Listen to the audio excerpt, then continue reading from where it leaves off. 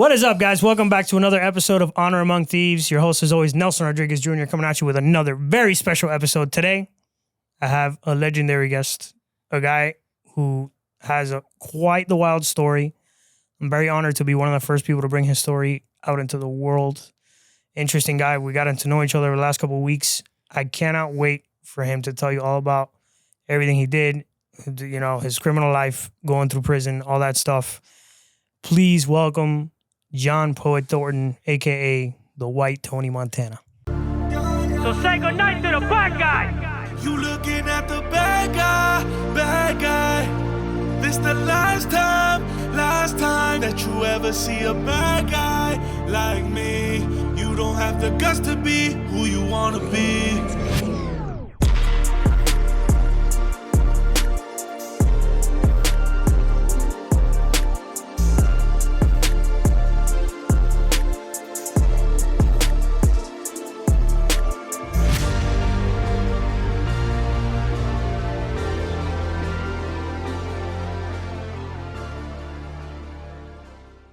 It's clickbait, man. It's clickbait. When we first talked, I don't know what started that, the White Tony Montana.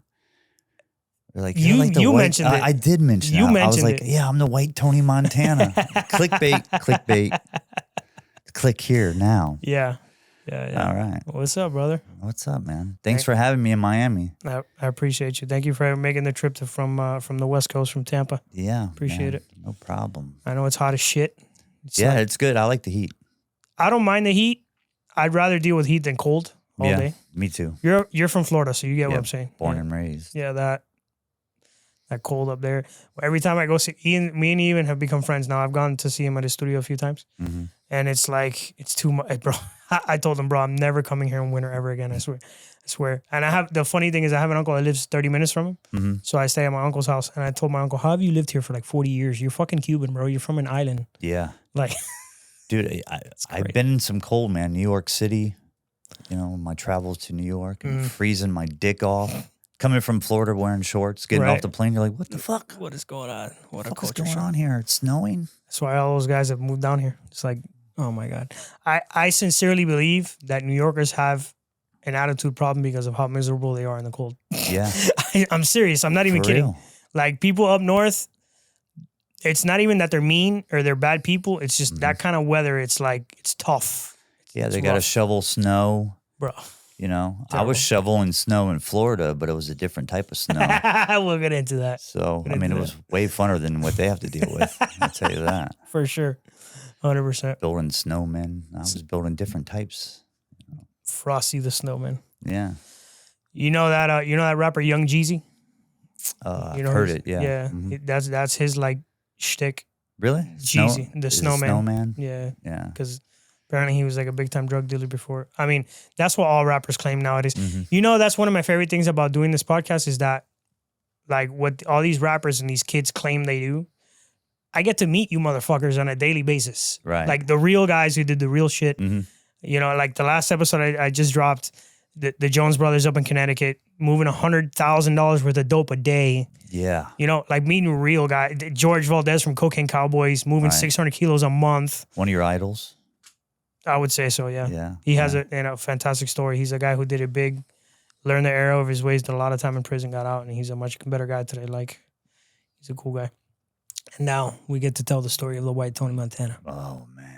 They're going to so fucking eat me alive with this. All right, brother. So born and raised in Florida? Yeah. Yeah. Born and raised Tampa? in Tampa. Well, St. Pete across the bridge. Basic family until about middle school. Then parents divorced. Then, Siblings? yeah, I have. Well, my mom was married before. Okay. And had a half brother? Yeah. My brother, Rob. My dad was married before, had 2 boys and a girl, Eddie, Carol, and Billy. Do you talk to any of them? No. My mom and dad got together. My dad gave up his 3 kids to his ex-wife. He adopted my brother, Rob. They had me. So growing up, I really didn't know my dad's side of the family with my brothers, my siblings. But I grew up with my brother, Rob. But it was great. I mean, until about middle school was great. But, you know, I had the greatest grandmother ever. You know, Grandparents are the best. God bless grandmas, man. She was Shit, awesome. Especially with grandsons. I don't know what it is with grandsons and grandmas. They're like, Yeah, because before I was born, her husband, my grandfather, his name was John William Thornton. Mm. He passed away with lung cancer before I was born. So when I was born, they're like, we're going to name him John William Thornton after his grandfather in his memory. I'm like, cool. You know, I guess I didn't think that then, but she was always doing like arts and crafts with me. Just anything I did, she absolutely loved. I mean, I could do whatever. She loved it, you know, and that's where I get the nickname Poet because I wrote a poem in the 2nd grade for her and I won this poetry contest. And she's like, you're my little poet. I'm like, yeah, motherfucker, I'm poet now. But the name didn't really catch on until later on, you know, because they gave me a lot of little nicknames. Poet was my main one. They also called me the King of the Underground. that's very you. Yeah, the King of the Underground. I love that. That's me. That should be the name of your movie if you ever make a life about it. The King of the Underground. Yeah, when I was in, well, we'll get to that. Yeah, But when I was in prison, a magazine article did it. That's sick. They did an article about me, and it was called "The King of the Underground." That's fucking sick. Yeah, it was kind of cool that they came to the prison.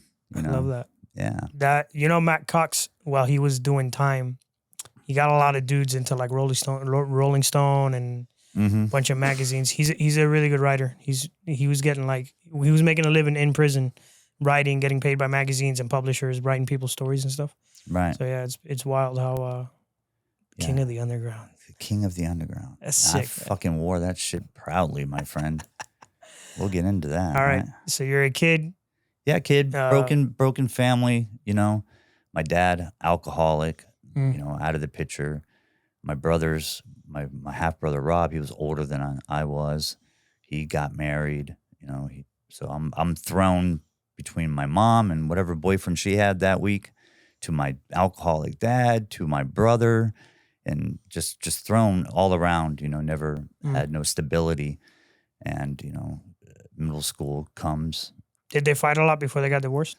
Yeah, it was there. You know, there was abuse on his side, you know, and it wasn't like we had a, you know, nice house, and we didn't come from money, but my father worked hard. He was a, you know, what do they call that? The type of alcoholic where you can functioning alcoholic. Got it. So just thrown around. In 8th grade, I decided to drop out. And I did. I don't think I've ever met anybody who dropped out in high school. Middle school. I'm sorry. I never made it to high school. Not That's one day in crazy. my life. Never stepped foot in high school. I've never met anybody who dropped out middle school. That's yeah. So it was basically, you know, come 16, 17 years old, I'm just like couch surfing. I would go to my mom's when I didn't have a place, or whatever boyfriend she was with, and my father, my brother, my grandfather. My grandfather, my mom's dad. He was a wonderful man. I loved him very much. He had a little chicken and rabbit farm in St. Pete, and just going over there and working in his yard and the chickens and getting fresh eggs. I mean, just phenomenal memories in my earlier and adult years. I really miss that guy. And the chickens, man. Them chickens were cool. I have chickens now, by the way. In memory of him, I have 3 little chickens at my house that I take care of. I think of him a lot with them. My grandparents had a very heavy influence on my life, so Yeah, I totally get it. So I had my grandmother from my dad, and I had my grandfather from my mom that were heavy influences, you know. Did you, at this point, are you just a normal kid? Like are you getting into trouble? Are you anything like that? Yeah, I was getting kicked out of school a lot. You know, I was skipping school, getting caught, you know, stuff like that. Nothing Nothing like police worthy.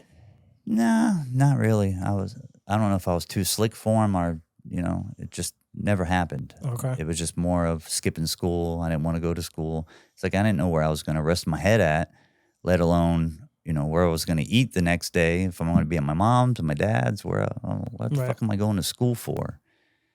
And they ended up sending me to a program called Job Corps. You ever hear of Job Corps? Of course. Yeah, I went to Job Corps. I was like 16, went to Job Corps. I lasted like 3 fucking months there. They kicked me out, went to live with my mom again, went to live with my dad. Can you tell people what Job Corps is for the people that don't know? Yeah, it's like, man, it was so long ago. Does Damn, that even so exist? long. I don't even think. I don't Anyway. know. Yeah, it was But like program for kids. It was like 16 to 22 or 23. And you go there and they give you your high school diploma and learn a trade. And you live there. It's dormitory, kind of like jail set up. It's almost like juvenile hall. Yeah. And they actually paid you. You got like a check for going to school. And it was, something small. But it was kind of cool. Didn't last long there because I was just not applying. I was not obeying their rules, basically. So Right. go to live with my father, and he had a girlfriend at this time, and try to find me some work, fast food industry, that sort of thing, trying to make it by. I left there and went back to my mom's. My mom's with another guy that ended up being my stepfather later on in life. And I kind of liked it over there because I could do what I want. I worked a little menial job at 17, and he was a big like pot smoker. My mom would Bill Clinton it. She wasn't really a big pot smoker at all. Bill Clinton. Yeah, she was. It was funny. And he was getting weed, and I was like, man, weed. I can make some money if I could sell it to the guys at my fast food place. There we go. Where I work at. So I got it from his dealer once and made whatever it was, $10, $20. I'm thinking, hit the big times, Right. made $20. So I kind of put it together. I was like, man, I can grow this shit and make my own money. I don't need to go to somebody. I can be the cultivator and then the seller. What do you think inspired that original idea? Like what? I don't know. 'Cause I was thinking, I have this bag of weed. It's filled with seeds. I know gardening from my grandfather. Let me see if this will grow, kind of shit. And I went and picked up High Times and kind of experimented with certain things in my little room that I had at her house. And my stepfather, Roger, didn't give a fuck because he's like, yeah, weed, fucking grow that shit, man. I'll fucking smoke it all. I'm like, cool, I'll grow it. So I had a little grow house operation in my little room. It was like half room, half grow operation. And I started to produce some weed. It was filled with fucking seeds. I was horrible at it. What? But You grew it like in your closet with like a light, right? Yeah, I had it was a weird setup. It was like a banner I set up, and I had like a little fan to blow on the plants and a little fluorescent light, just makeshift kind of crazy shit, I grew some weed and started selling the weed that I was growing. Regs, like horrible shit. Horrible. And people were just loving it because it was like a selling technique. I was like, this is homegrown, bro. Right. I grow this shit. They're like, oh, yeah, homegrown? Fuck yeah. Like, no, it was horrible. It was like... Did people complain? And we're like, oh, this sucks. No, it never. They just loved it. It was just the homegrown aspect of it's homegrown. I'm taking care of this, homegrown. And they loved it. It was like 4 grams of seeds and 3 grams of like... some Flour. Crazy little bud, it looked like shit. Mites were eating on it, Oh my God. and they loved it. Some horrible potheads. Yeah, they were. I mean, if you ever work in the fast food industry, Yeah. everybody's smoking weed, bro. That's everybody's first job, McDonald's. So everybody Yeah. there's like, Mine was a pizza place. I'm not going to say which one, but we can guess. yeah. Probably rhymes with Litza Foot. Exactly. That's the one.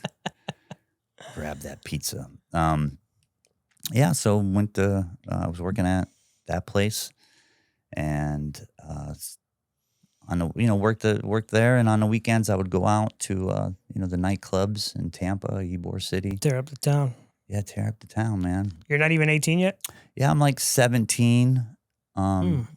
Let me explain, Ybor, if people don't know what Ybor is like. Ybor is like New Orleans Mardi Gras. There's like one strip that's filled with bars, nightclubs. It's like the French Quarter in New Orleans? Exactly. There's other streets with bars and nightclubs and restaurants and anything you want, pizza shops. It's a haven for anything and everything. And everybody would go to Ybor. So I started frequenting Ybor in like the middle 90s, late 90s. I forgot how old I was, like 17-ish. And, I had that weed. People like weed. Even though it was fucked up weed, they liked weed. And I would get into nightclubs, being young because I knew somebody or something like that, And then everybody would be like, yo, you need some weed? Yeah. Talk to my boy Poet. Right. Yeah, filled with seeds. I almost got beat up once over that shit. Really? Yeah, it just came to mind, yeah. How old? You were still 17? Yeah, I was about 17. A whole bunch of skater kids were going to beat my ass because it was nothing but fucking seeds. I'm like, dude, it's homegrown. It's going to be okay. Like, you can grow this stuff. Like, it's going to be all right. No, they didn't see that shit happening. Right. But I almost got my ass kicked over that. But yeah, the nightclubs, I kind of found refuge in the nightclubs, man. That was my thing. And back then it was like, they call it EDM now, but back in my day it was like break beats. And, techno. Yeah, techno. Drums and bass. Yeah, that shit. Here in Miami, they call it Miami bass. I mean, it was a big thing in Ybor City at the time. Like every club was playing it. It was like the hot shit, Was this like the mid-90s? Yeah, it was like, I want to say it was like 96. Yeah, mid-90s. Something like that. Dude, Tiesto was just coming out, and yeah, that was a good EDM era. Yeah, like who was big back then? John like Digweed. Paul Oakenfold. Yeah, Paul Oakenfold, John Digweed, them guys. Those guys were good, yeah. Eric, is it Eric Van Dyke, I think? Yeah, a whole bunch of them, man. And Tampa was like the mecca of this shit. Really? Yeah. I never knew that. Yeah, Tampa was like really blowing up with all this. So I would get in these nightclubs, just hanging out, and they would let me in. And I was able to drink sometimes as well. And it was a recurring thing with me is every time I walked into a nightclub, people would come up to me, hey, man, where I can find some beans? Some beans, like, yeah, beans. I'm like, I think there's the 7-Eleven right over there. You can, I don't know, there's cans of beans or whatever. You must be like, man, all these people are going to get some fucking beans? Yeah. What the fuck is going on? I didn't realize what it's a slang term for ecstasy. Of course. Beans, X, E, rolls. There's so many slang terms for that shit. I'm like, beans. And I remember I was with my group of friends, and I was like, dude, this guy's asked me for fucking beans, man. They're laughing and shit. They're like, dude, that's ecstasy. I'm like, oh, fuck, ecstasy. I never done any of that shit. I smoked a little weed and hated it. Couldn't do it. So, and it was a recurring thing. People would always come up to me. For some reason, I attracted people like shit on flies, man, or flies on shit. People just loved to come up to me and ask me for drugs. So I started to just ask around, hey, man, you got any beans? And eventually they would, I would find someone that had it, and I would buy it from them, whatever money I had, and I would resell it to the people asking me for it and make, $20, $30, $40. And I thought that was the shit, And that happened every weekend. And, I got in close with the DJs, and I started to learn the craft, and, was able to provide beans for them, and they loved that. So while they took bathroom breaks or something, you would see me up there, DJing, or if they went to go grab a drink or something. And I thought I was like, yeah, I'm a fucking DJ,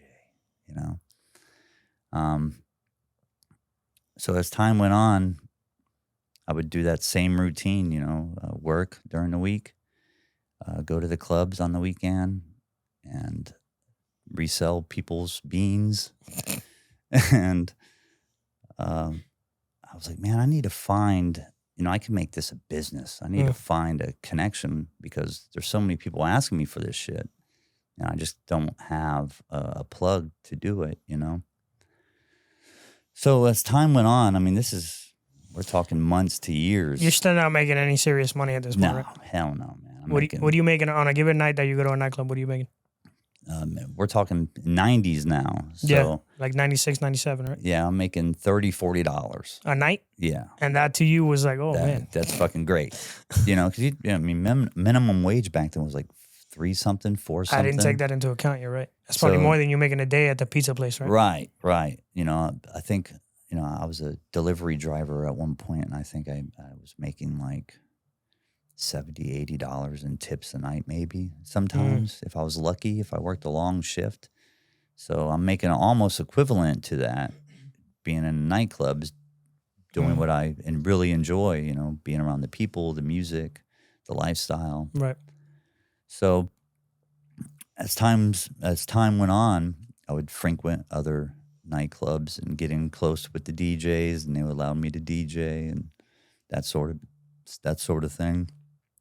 And I would always see this one guy, and I always had this great thing about I can clock a place pretty good, and that helped me out in the future. That I didn't know it would help me out. But by clock, you mean like you know where everything is, you know who everyone is? Yeah, I can walk into a bar, nightclub, restaurant to this day, and I can tell you who's selling in there, if there was anybody selling in there. Can you spot a cop pretty easily? Yeah.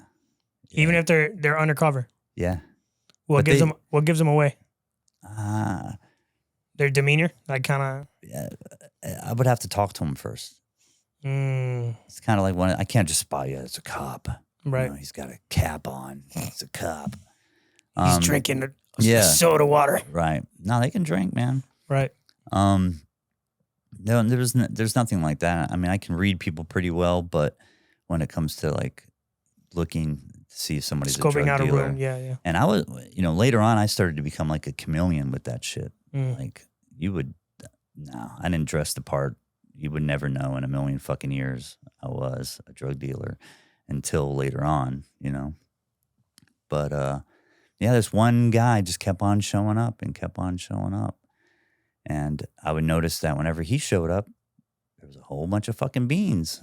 Whenever he disappeared, there was no fucking beans. No beans. But I couldn't, I talked to him in passing, but, it's kind of one of them things where you're like, that's the plug.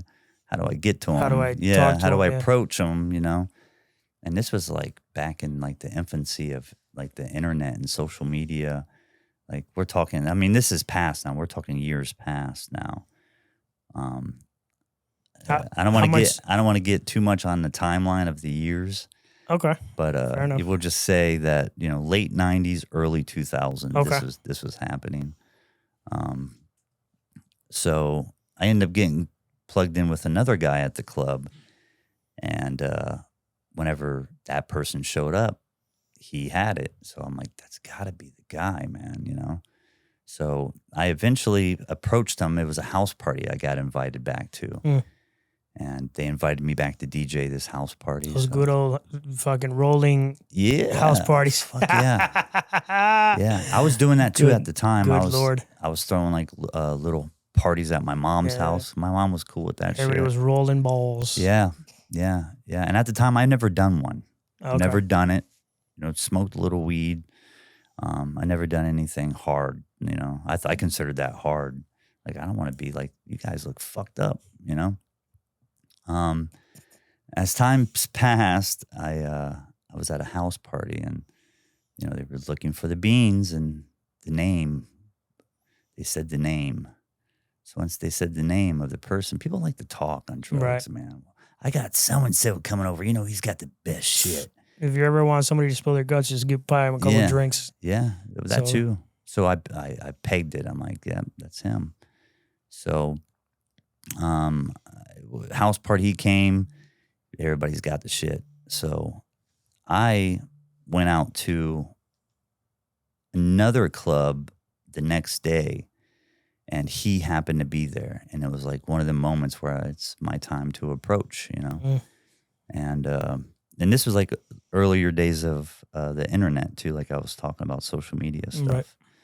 And I contacted him through that as well. And kind of, he's like, oh, you're the DJ guy. And I'm like, yeah. And I went by DJ Poet, and that stood for something as well. Instead of, I have it tattooed on my arm. We'll get to that. But it was Party on E Tonight, Poet. Party on E Tonight. That's clever. It's clever. So him and I ended up linking up, and I was DJing at the club that night.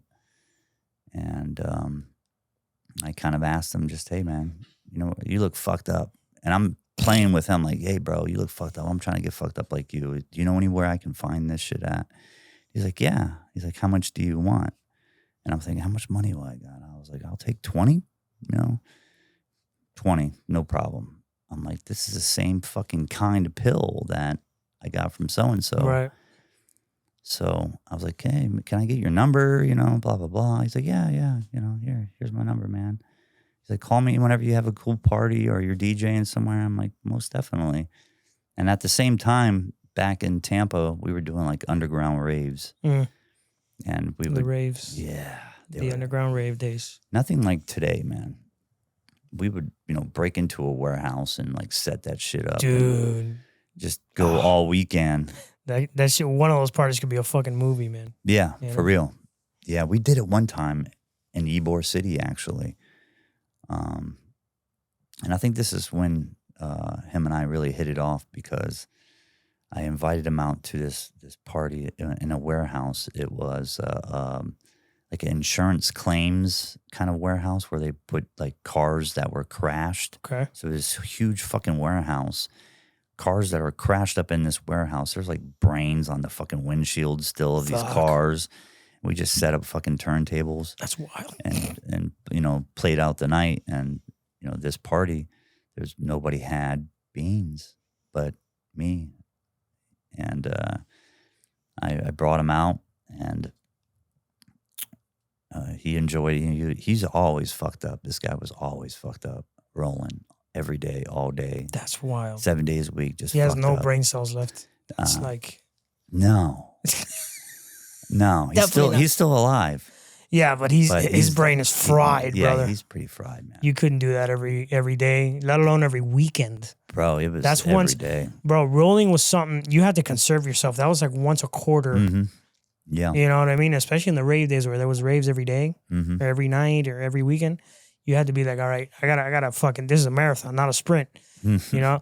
Because ecstasy is like this drug that it's like this, it intensifies everything. Yeah. So it really sucks it out of you. The next day you wake up and you're like, right. You know, because you have nothing left in you, you know? Mm-hmm. So definitely gotta.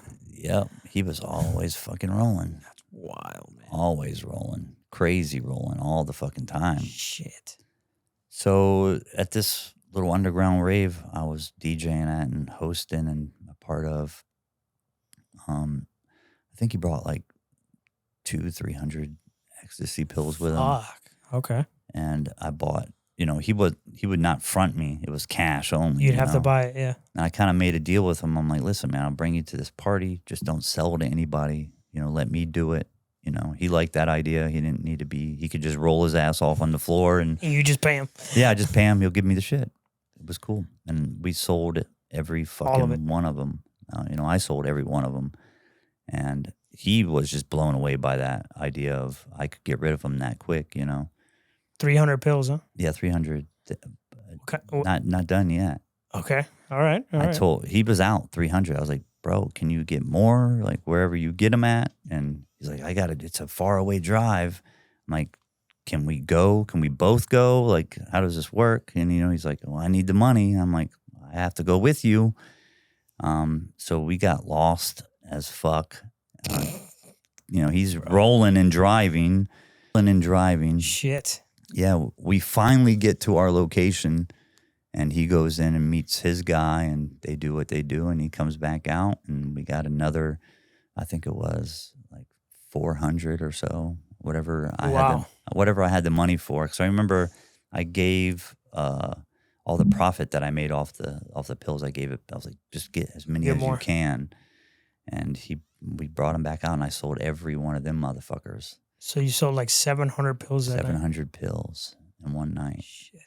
How much were you selling? Like, how much were the pills going for? Like, how much were you selling retail? Like, how much? Then they fluctuated, but depending on what kind of pill, like just they had like Red Superman, Green Monkey, all that shit, you know. I'm trying to think what ones I sold. So many of them, man. Back then, what made the price fluctuate? I don't know. Maybe on their side. I was never on that. Never on that so side. So you would sell it depending on whatever they got. Right, yeah, whatever I got it for. And at the time, I was not making much off of them because But I mean, even if you're only making $10 a pill, I wasn't making that much. I was making, I think it was like, I was making $3 a pill. Still not bad. $2,100 in a night. Right. You know? It was excellent. And I never made that much money in my life. So Let alone it in a was- night, right? Right. 15,000 a year.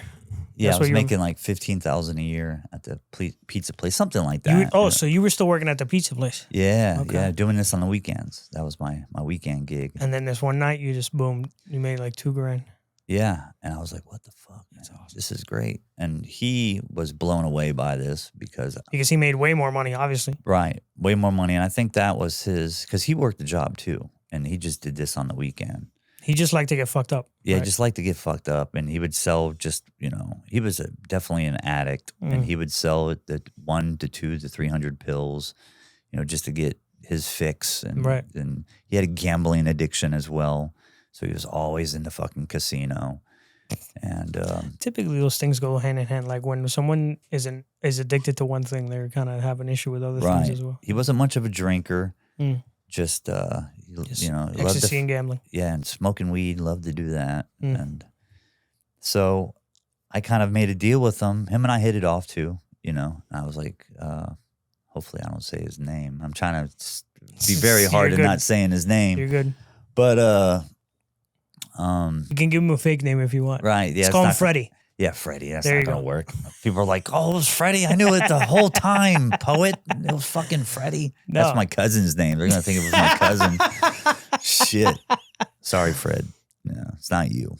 Let's call him Frank. How about No, Frank? I'm not. Whatever. I'll try not to say his name. Well, But okay. yeah. If Whatever. If Call I him- do, fuck him. No, I'm just kidding. Anyway,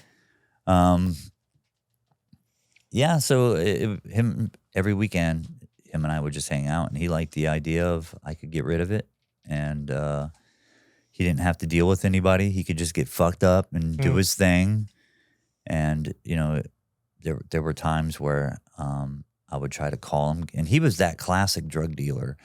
I'll be there in 5 minutes. it takes 2 hours. Yeah, 15 minutes later, dude, I'm right here at the Circle K, right around the corner. I'll be right there. 30 minutes later, listen, man, I stopped by the casino real quick, and Oh, my I'm like, God. bro, come on, dude, I need the shit, man.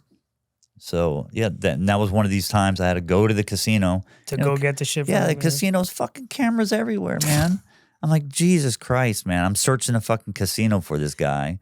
It's like, 4 in the fucking morning. Our thing was 5-cent Monopoly slot machines, and he was fucked up on this 5-cent, just the dings and shit, and he's just loving life. And That's funny. there's like couple Black and Mild cases stacked up on the machine, and he's like grabbing, he's like, here, just, put the money in there. I'm like, bro, what the fuck, man? They're stacked with pills. I'm like, now I have to go to the bathroom, take the pills out, put the money in. I'm like, this is fucking complicated, Hilarious. man.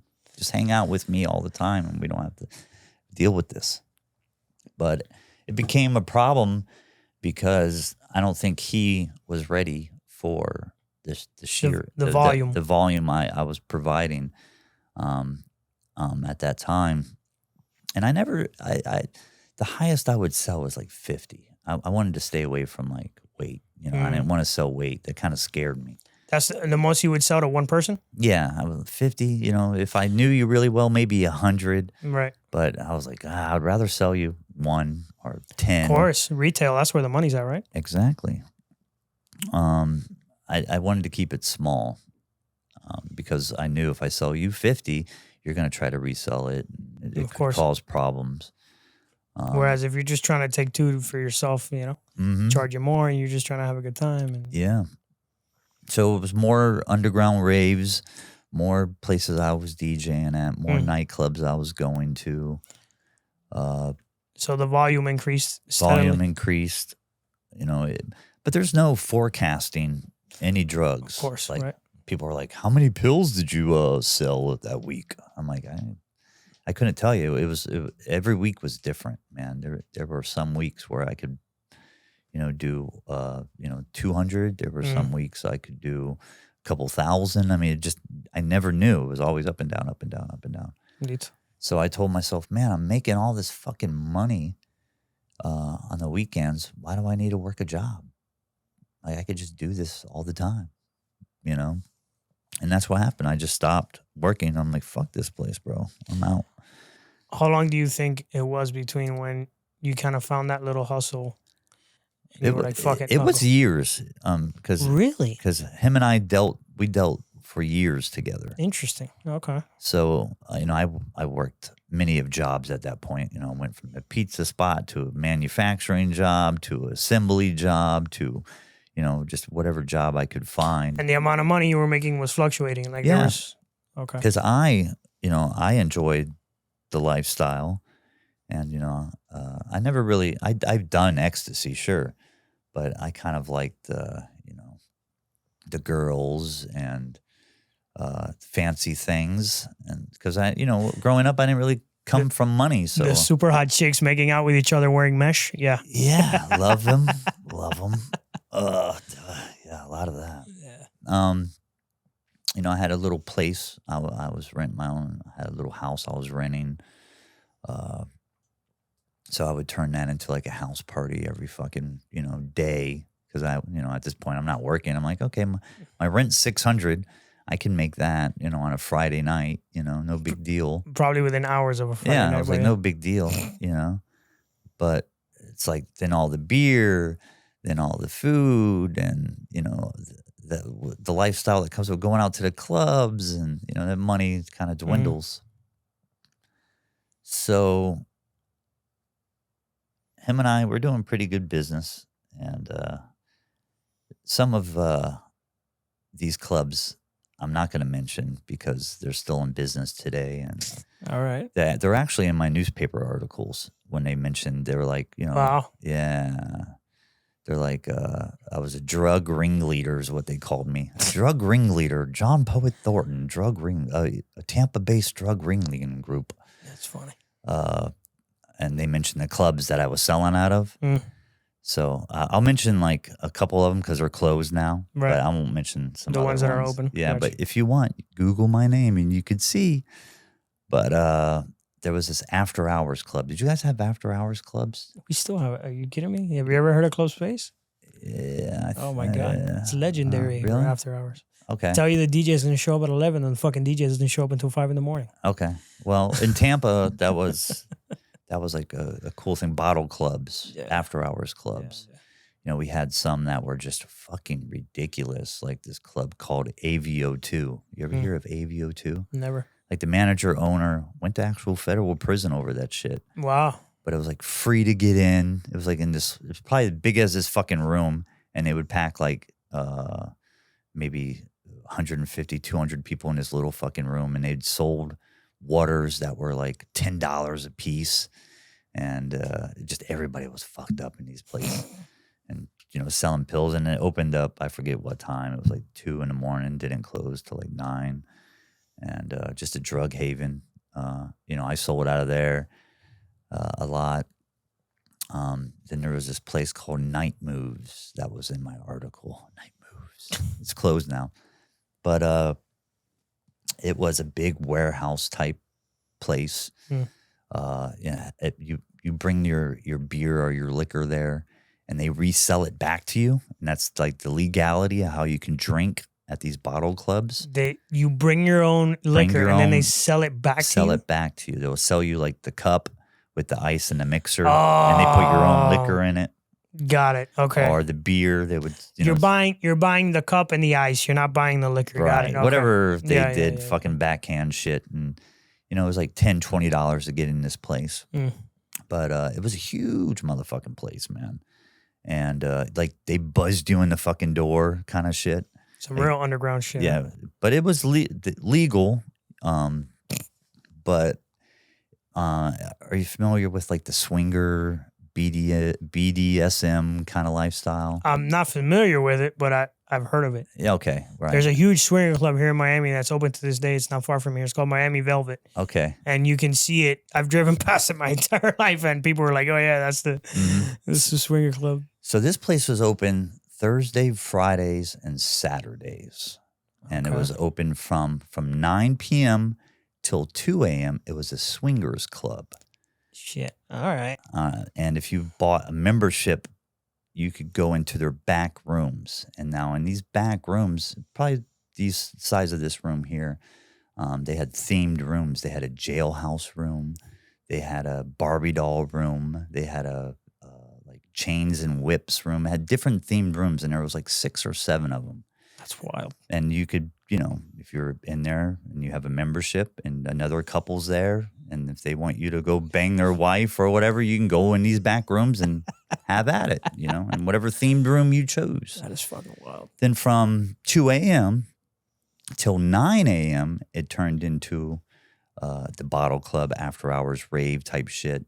And that's where you slid in there and did your thing? Yeah, I did actually. But there was another club which I won't mention in Ybor. That's to be clear. You showed up at 2 a.m., right? You didn't show up there, or did you show up at 9 p.m.? I have to tell you that. I have to tell you that story. No, I got tours of the back room before. I never got it because I actually went to work for this club too. So they showed me it. They gave me the tour, but I never got to use them rooms. I would love to, but I never did. That's a funny story how I became working for that club. But anyways. There was another club in Ybor City. I won't mention the name. You can read about it in my article, but it's still in business today. And this place was open Monday, Thursday, Friday, Saturday. So I would make my rounds to that club on them days, then the after hours club. Then on Tuesdays I went to another club in Tampa that was pretty popping. Won't mention their name because they're still open. Then on Wednesday, I would go to another club that was really prominent. I won't mention their name. They just closed actually, but I still won't mention their name because I'm really good friends with the owner, and she's all right with me. She had no idea what I was doing, but she was all right with me. At this point, you have a rotation and a schedule at this point? Yeah, right? yeah. Basically, I would go to these clubs and I would sell ecstasy. That was my main objective. Would you sell out? Like, is business booming? Yeah, business is good. I mean, this didn't happen like overnight. So it was. No, it took time. It was years going to these clubs doing this, and I would have my buddy in tow with me, because I needed him. You know what I mean? Because whoever he was getting it from, they would front him some of it, and they would say you need to have the cash for the rest. Well, he would eat all the product or throw it in the slot machines, so he needed me so I could fund this shit. Yeah, exactly. Yeah. So he's always with me all the time. He's my little running buddy. He was younger than me. I'm 46. I'll be 47 in August. My birthday's in August too. Yeah, cool. What day? 11. I'm 4th. Nice. Okay. Leos. Yeah. So I would make the rounds to these clubs, and I got to know the security, the bartenders. Just kind of goes, with the territory, And Night Moves was totally wide open. Just ecstasy was just fucking the craze thing. Everybody wanted ecstasy. And I, my dog, the plug, and we'll just call him the plug, he loved it in there. So around that same time, I meet this stripper that goes to. Yeah, they're boom, boom, boom, ding. Yeah, I meet this stripper. Her name was Nicole. Nicole. Yeah, I forget her damn stripper name. Have you ever heard of the Universal Hot Crazy Matrix? You never heard of that? Nah. It's really funny, and I'll super quick. There's a wife zone, a date zone, a fun zone, and a danger zone. Yeah. And a no-go zone. You don't go to the no-go zone. That's all the chicks that are below 5 hot, but above a 5 crazy. It's okay. All right. And then you have your danger zone, which is the chicks that are above an 8 hot, but above a 5 crazy. Right. You don't go there. Basically, the premise is that all women are hot. Like, there's a level of hotness and a level of insanity. Right. And you got to find a happy medium. Mm-hmm. So the no-go zone consists of hairdressers, redheads, strippers, any girl named Tiffany. Gotcha. Anyway. Yeah. So you find a stripper named Nicole. Yeah. So Nicole, I meet her. We hit it off. I didn't realize at the time that she was like a major cokehead. I didn't know anything about fucking cocaine. That kind of goes hand in hand with strippers. Yeah, it does. I know. But, so you wait, but until this point, you had never had a run-in with cocaine? Like, never seen it? Yeah, I did, but it was just like, it's not my thing. Yeah, it was like, I'm a pill guy, man. I'm selling ecstasy. I don't know anything about no fucking cocaine. And she would make references like, I gotta go do a bump. And I'm like, oh, all right, whatever. I know you said it's hard to say like how many pills you were pushing and shit, but at this point, like if you could take a guess, what kind of money's coming in? Like what are you doing? At that time, it was, maybe a couple $1,000s a week. So you're making a living. Yeah, I mean, it was decent, bro. Is that it was just is strictly that after you re-up, or is that kind of? No, that's my profit in my pocket. That's not bad. Free man. and clear. That was all my money. That's not bad. Yeah, but my plug, he was getting harder and harder to reach and just partying way too. And he was fucking becoming much. more of a degenerate, drug addict gambler. Yeah, more of a nuisance to me than anything. But I needed him, Right. and I was starting to get a name, like Poet. That's the guy that has the shit. Right. So around that same time, I was like, man, I need to let people. I want to make my name Poet. I want the customer to think Poet Ecstasy. I was like, how can I do that? So I turned myself into a billboard. I went and got tattooed in big block letters. You can still see it, Poet. So when I walk, you can see it. So you see me, Poet. That's the guy with the ecstasy pills. Okay. So I got that tattoo around the same time. I meet Nicole, and she's a stripper and a daytime stripper. Daytime stripper. Yeah, Those are funny. she's a daytime stripper. She Those are strips funny. in the daytime, and always doing coke. And I'm just like, oh, whatever. I had fun times with her, and she had a little apartment by Night Moves, so it worked out. I could It's just convenient. I could stay with her some of the time. I kind of left my house. I just like let the partiers do their thing. It was kind of one of them places, and I like was staying with Nicole for a little while and just kind of floating around, man. I was just in that lifestyle, house party after house party, nightclub after nightclub. And I'm assuming you're making a couple thousand a week, but you're also partying. yeah, a I'm lot. partying. I'm giving it to Nicole. Whatever you need. If she was short on something, like, here you go, like, no big deal. And my lifestyle, not completely out of control yet, but so I'm making pretty good money. My DJing kind of slacked off. I was like, I don't need to DJ anymore. Right. I'm making shit money doing that, and fuck the job. That was where I was at. And there was one day I was, ready to go out to the club, Night Moves. My first club, actually, in Ybor. Then I was going to go to Night Moves, and I'm trying to reach my plug. He's not answering. I'm like, what the fuck, man? I need to get this shit before I go. Right. Not answering. I'm like, man, this is on. He would sometimes do that, but he would always answer me eventually. So hours pass. I'm like, something's not right here, man. What the fuck happened? So that night, I just don't go anywhere. I just turn off my shit and be like, Just all stay right. home. Yeah. I'm like, what the fuck? I'm trying to find him. Where did he? I'm calling jails. No, not arrested. I start calling hospitals. Then I find it. He's in a hospital. Fuck. I'm like, fuck, dude. I go down to the hospital the next day, and he just came out of like life support. They like pumped his stomach and shit. Wow. And I'm like, what the fuck happened, man? He was like, I'm with my buddy. He was drinking. I was on my way to see you, and I had 200 pills or whatever he had for me. I forget what it was at that time, because it was like cash basis, remember? Right.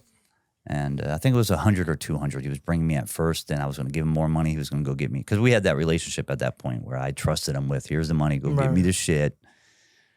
So we were going to start off with like the 200, and his buddy got pulled over in a DUI stop. My plug freaked out and swallowed all the fucking pills. I don't know how he fucking did it. He swallowed 100 ecstasy pills? Probably more. I forgot how much. Yeah. What an idiot. Yeah. And because he was scared that they were going to search the car. They were taking his friend to jail for a DUI. He was in the passenger seat. Wow. The cops let him go. He makes it to a payphone. We had payphones back then. Right. He calls his plug, tells his plug what happened. His plug called an ambulance, got him to the hospital, pumped. I get there. I'm like, oh my God. He tells me the story. I'm like, dude, that's, He's like, bro, I'm out. I can't do this anymore, man. You know, I just can't. And he's like, I'm too far ahead of this shit. I'm like, man, you're my livelihood. Like, I need you. Like, you can't stop. Like, what are we going to do here? You know, I'm like, can you introduce me to your guy? And he's like, I don't know, you know. Fuck you mean you don't know? You're quitting. Yeah. I'm like, bro, you know I'm good. We've been doing business, solid business here. Come on, man. I'll talk to him. I'll get back to you. I'm like, all right, man, feel better. You know, you need anything, let me know, kind of shit. You know, I think it was later that night or the next day or whatever. He was like, yeah, he said he wants to meet you. I said, okay. I'm like, this is great. You know, I'm thinking in my head, my price is going to drop. You know, I'm with Nicole. I'm all excited. Like, Nicole, guess what's going to happen? You know, I'm going to the big times now. So he takes me down there and we meet. And he's like, so you're the guy that's been doing all of that, you know, through him? I'm like, yeah, that's me. And, you know, my ex-plug, he's like, yeah, everything that I get from you, he gets it all. Like, he takes care of all of it. And he's like, you're pushing that many in these clubs? I'm like, yeah, dude, it's a cool setup. You should check it out, you know. I'm trying to be his friend, you know. Right. So him and I get to talking. It's cash basis with him. So he ends up telling me, he goes, hey, man, your plug owes me thousands of dollars. Wow. He's like, I was fronting him some of that. And I was like, shit. I'm not trying to snitch him out here, but, you know, the casino. And we kind of said it at the same time. He's like, yeah, man, I get it. And I said, well, I was like, how? I said, my price drops that I'm with you now. Because he was obviously making money off of me. I'm like, how much does my price drop here? Right. And I think he was only making like $1 or $2 off me. But that's still good money. When you're pushing 200, 300, 400, 500, yeah. More than that sometimes. Exactly. You know? So he's making pretty decent money. Even at $1 a pill, it's not bad. On a weekly basis. You know, sometimes he was making more. He was making 3, 4. Because that prices with pills would fluctuate. Yeah. As long as I made $3 to $4 a pill, I was cool. So if I got them for $9, I'm selling them for $13. If I, you know, whatever that's I cheap shifted. for an ecstasy pill. Yeah. It's very affordable. Yeah, very affordable. So I'm, you know, so I was like, here's what I'm going to do for you, man. I was like, he didn't need to introduce me to you. I was like, we'll keep my price the same as his. And you take that extra money he was making for me, and I want you put it towards his debt. Towards his debt. And I did that for you, bro. He knew that, and he was like, he thought it was fucking honorable for me to do that. And do you remember how long it took you to pay off the debt? 2 weeks. Damn, that was fast. Fucking weeks. That's fast. Then my price dropped, because you have to understand, in the clubs at this time, people were selling, you know, ecstasy pills for $15 a piece. Then as the night went on, the prices got higher and higher. By the end of the night, one ecstasy pill would run you $30, $35, $40. You got this jackass that comes on the scene, and I'm selling them for $12, and I just have a never-ending supply. So, you know, I go back with Nicole, and I'm kind of excited about this whole situation. I'm like, yeah, I'm the fucking man. You know? And she goes, can you get any Coke? I'm like, oh, fuck. I was like, Coke's too fucking... Fuck Coke. I'm like, yeah. I'm like, dude, I'm making so much money off this shit. I was like, I don't need fucking cocaine to add in the mix. Right, exactly. And I didn't know anything about, like I said, I was really green with Coke. I didn't know how it, like, I knew like grams. Okay, we'll go like grams. Right. And she goes, yeah, there's this guy that sits in the strip club during the day. He just sits in the corner, and he just sells Coke all day long, and he makes, you know, a bunch of money. I'm like, how many, like, what is it, 28 grams in an ounce? She's like, yeah, 28 grams in an ounce. I'm like, so that's 28 packages. I'm selling hundreds of pills, singles, sometimes 10 packs. I'm running the numbers. I'm like, how much does he sell it for? She's like, oh, sometimes it's $60, $80 a gram. I'm like, $60, $80 a gram. I'm like, okay, there's, you know, I can make more money if I sold Coke. I'm like, God, that's kind of powder in my pocket. How am I going to do it? Pills are easy. Boom. You know, I'm like, how am I going to do this shit? She's like, he's out. He's been out, and people have been asking. She's like, you can't get any Coke. I'm like, leave me the fuck alone about this Coke shit. I'm like, trying to do something here. And the new plug, he called our code word for ecstasy.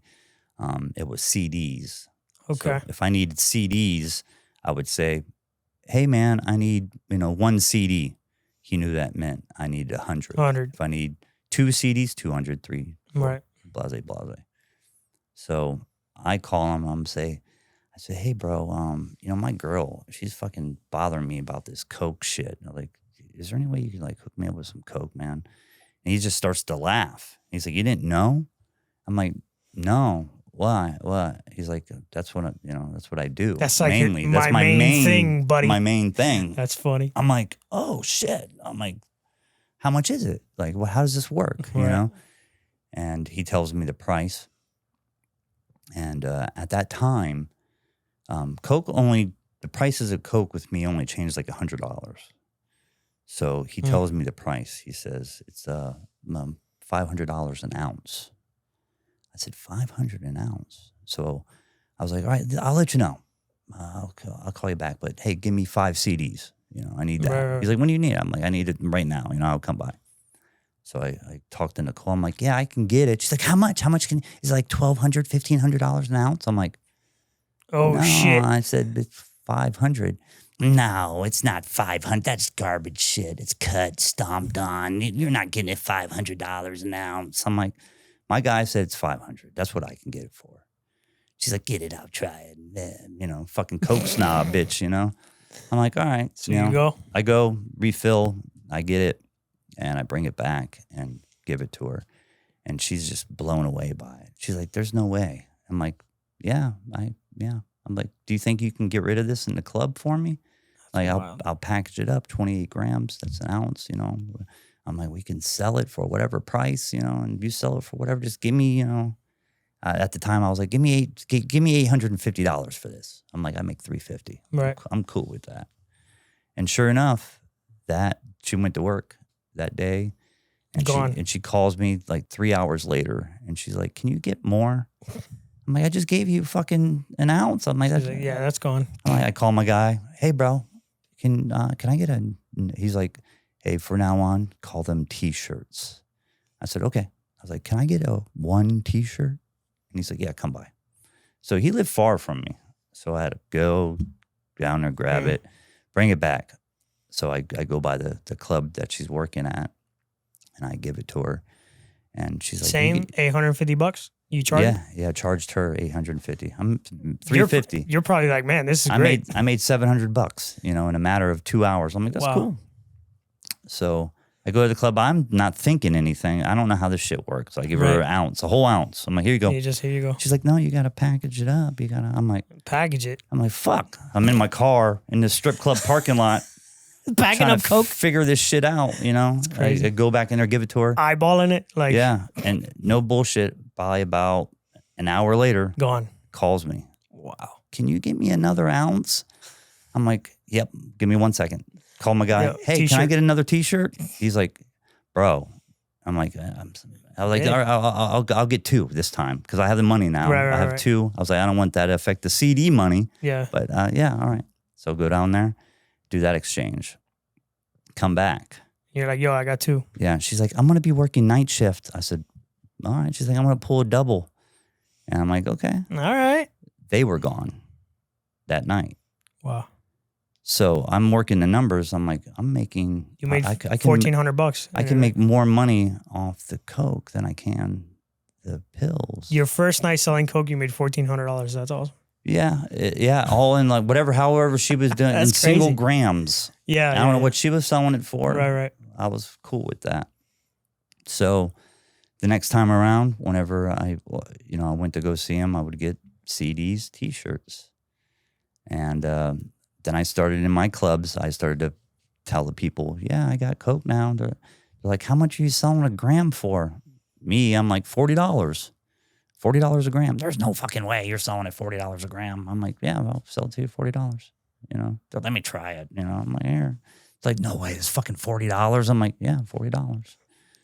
There we go. And I was off to the fucking races with the cocaine. And the cocaine surpassed the ecstasy pills very quickly. Before long, I was coming to him so much. I think I was meeting him at his house, and sometimes he'd meet me, other places. Right. But, I was taking every fucking bit of money I had. Shoving it And back trying into to, I would literally leave his house with like no not even money. I'm like, all right, my shit's almost on E. I got to get back to the house. Just no money. And that started to occur. And, Nicole and I ended up splitting ways. I was still her coke dealer, but I went off with somebody else and, living wherever I was living at the time. And, losing my train of thought. You're good for a few ounces a night at this point? All right, guys, taking a quick break from the podcast to talk to you about Gus Villa Jewelry. Yo, let's be real here for a second. If you're rocking plain jewelry in Miami, of all places, you are doing it 100% wrong, my boy. Step your game up with Gus Villa Jewelry, the plug for real Cuban link gold and silver chains. And of course, the cleanest Rolexes in all of Miami. This isn't factory made or watered down or any of that stuff. This is high quality, custom, handmade stuff that shines from here to the moon.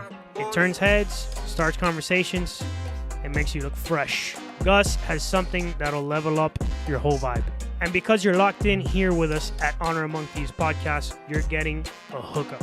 Use the promo code Montana at checkout. Get 5% off your entire order. That's right, 5% off. Go check them out at GusVillaJewelry.com or pull up on them in the Diamond District down here in downtown Miami. GusVillaJewelry.com. Again, that's GusVillaJewelry.com.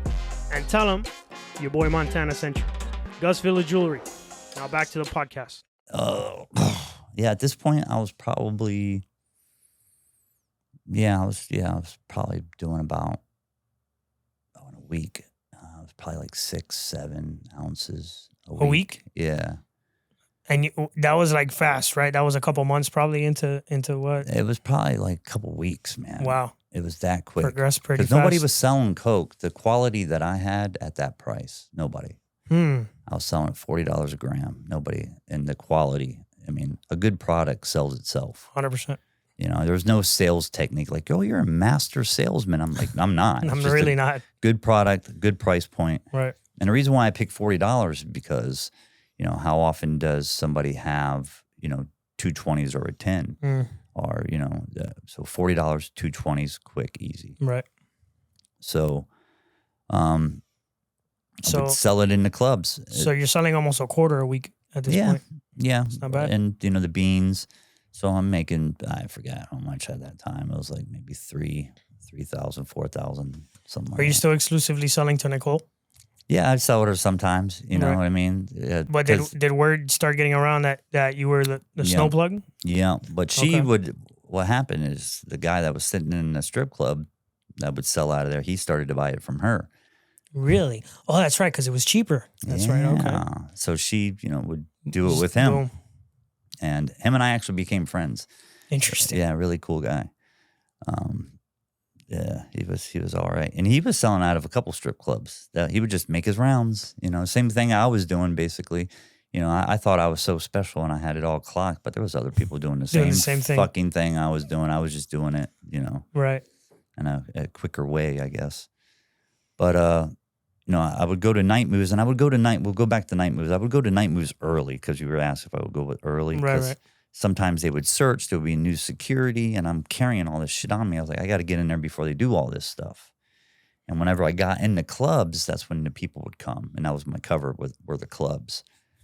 And it became such a fucking habit it became so crazy that people would actually call the club.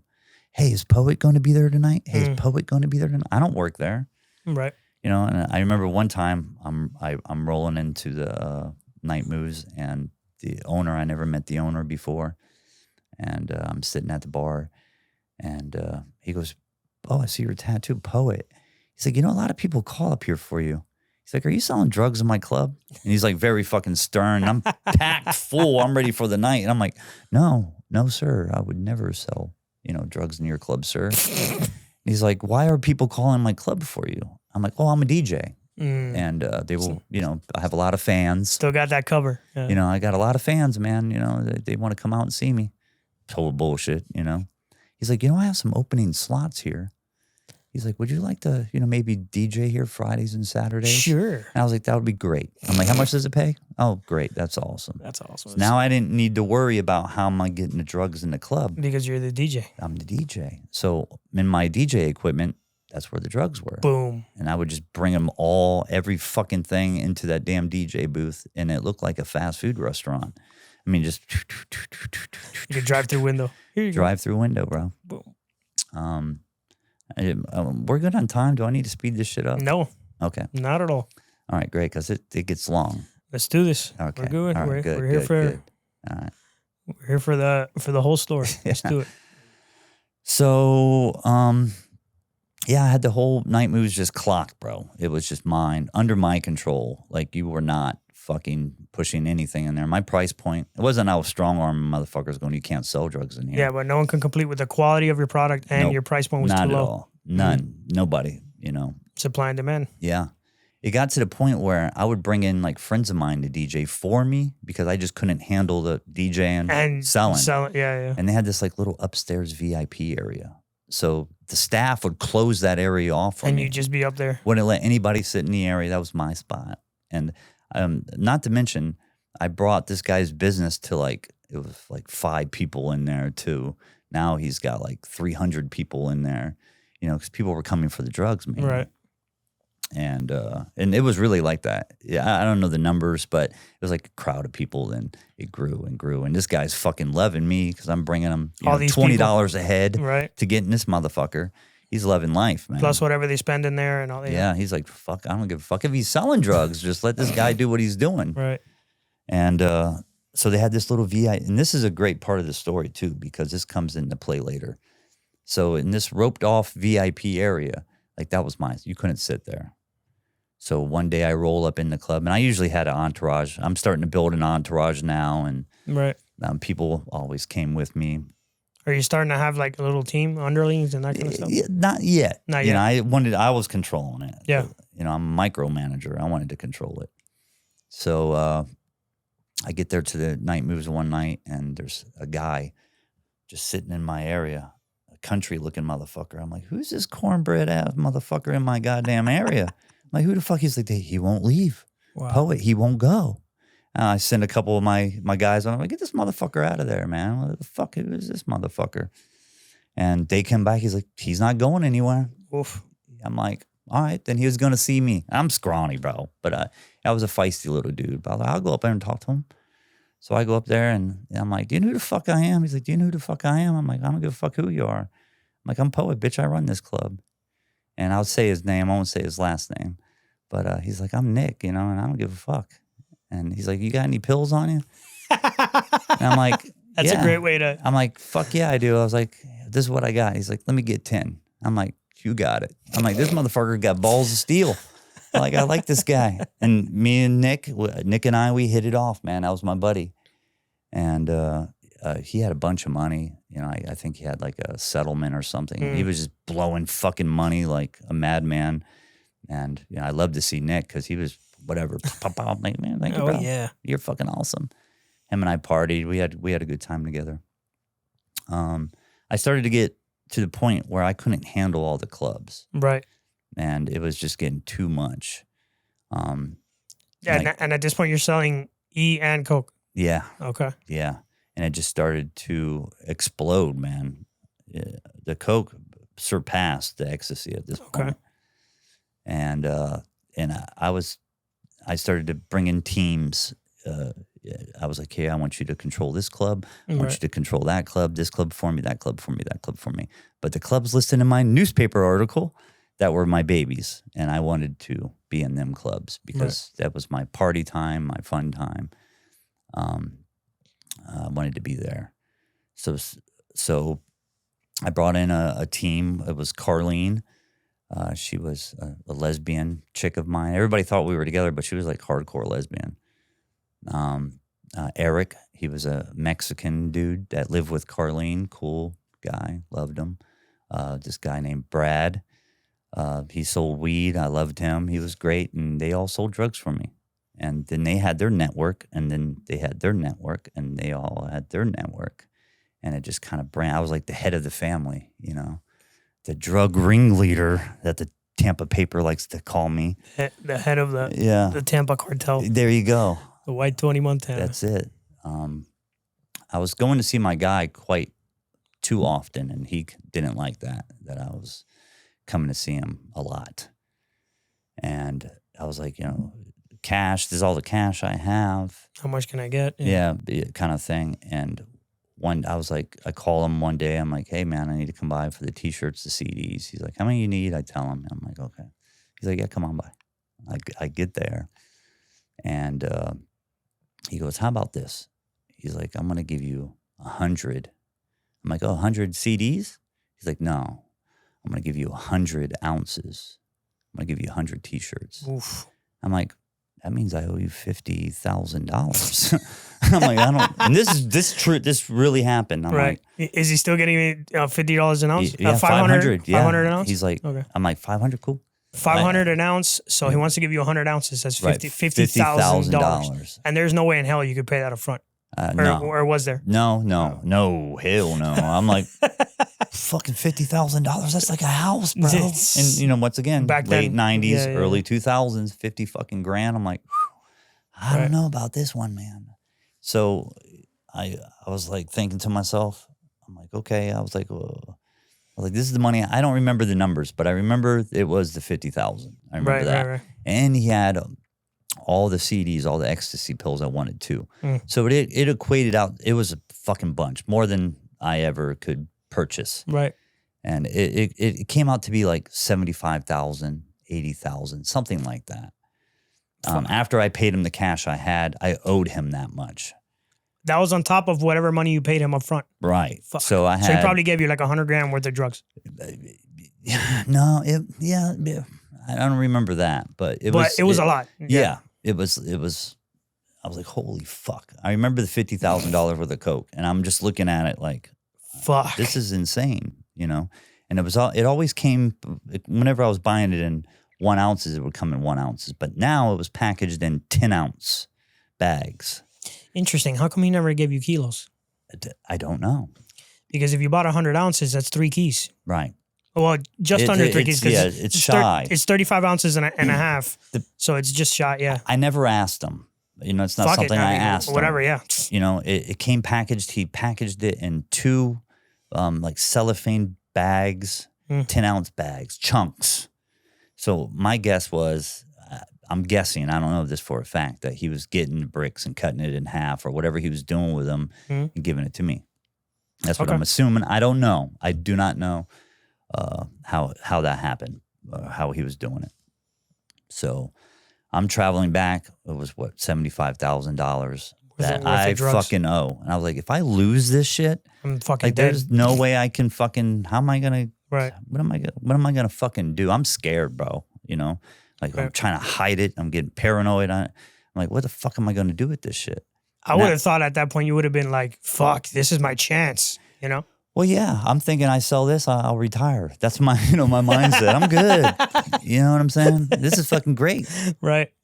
And he didn't say, just, it was kind of nonchalant. Just give me it whenever because we did, at this point, him and I were doing business for a good, 6, 7, 8 months. Yeah. Cash basis. And he was just tired of me coming all the fucking time. Right. So I was like blowing this guy's mind of how much I was coming. I don't think he was ready for me. And he actually said he wasn't ready for me later on in life.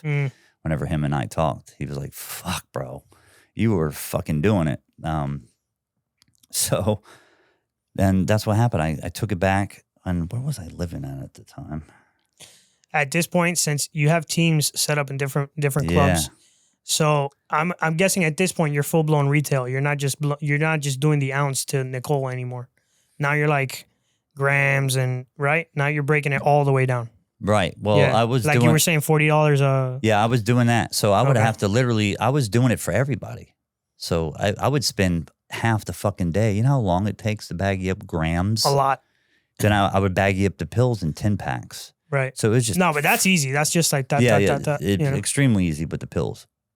But the Coke, man, it's tedious. Pain in the ass. Grams. Make sure it doesn't spill. Yeah. I had a fucking freezer bag, just grams, bro. I'm like, fuck. So I told him, I said, listen, I'm going to give it to you. You got to do it now. Mm.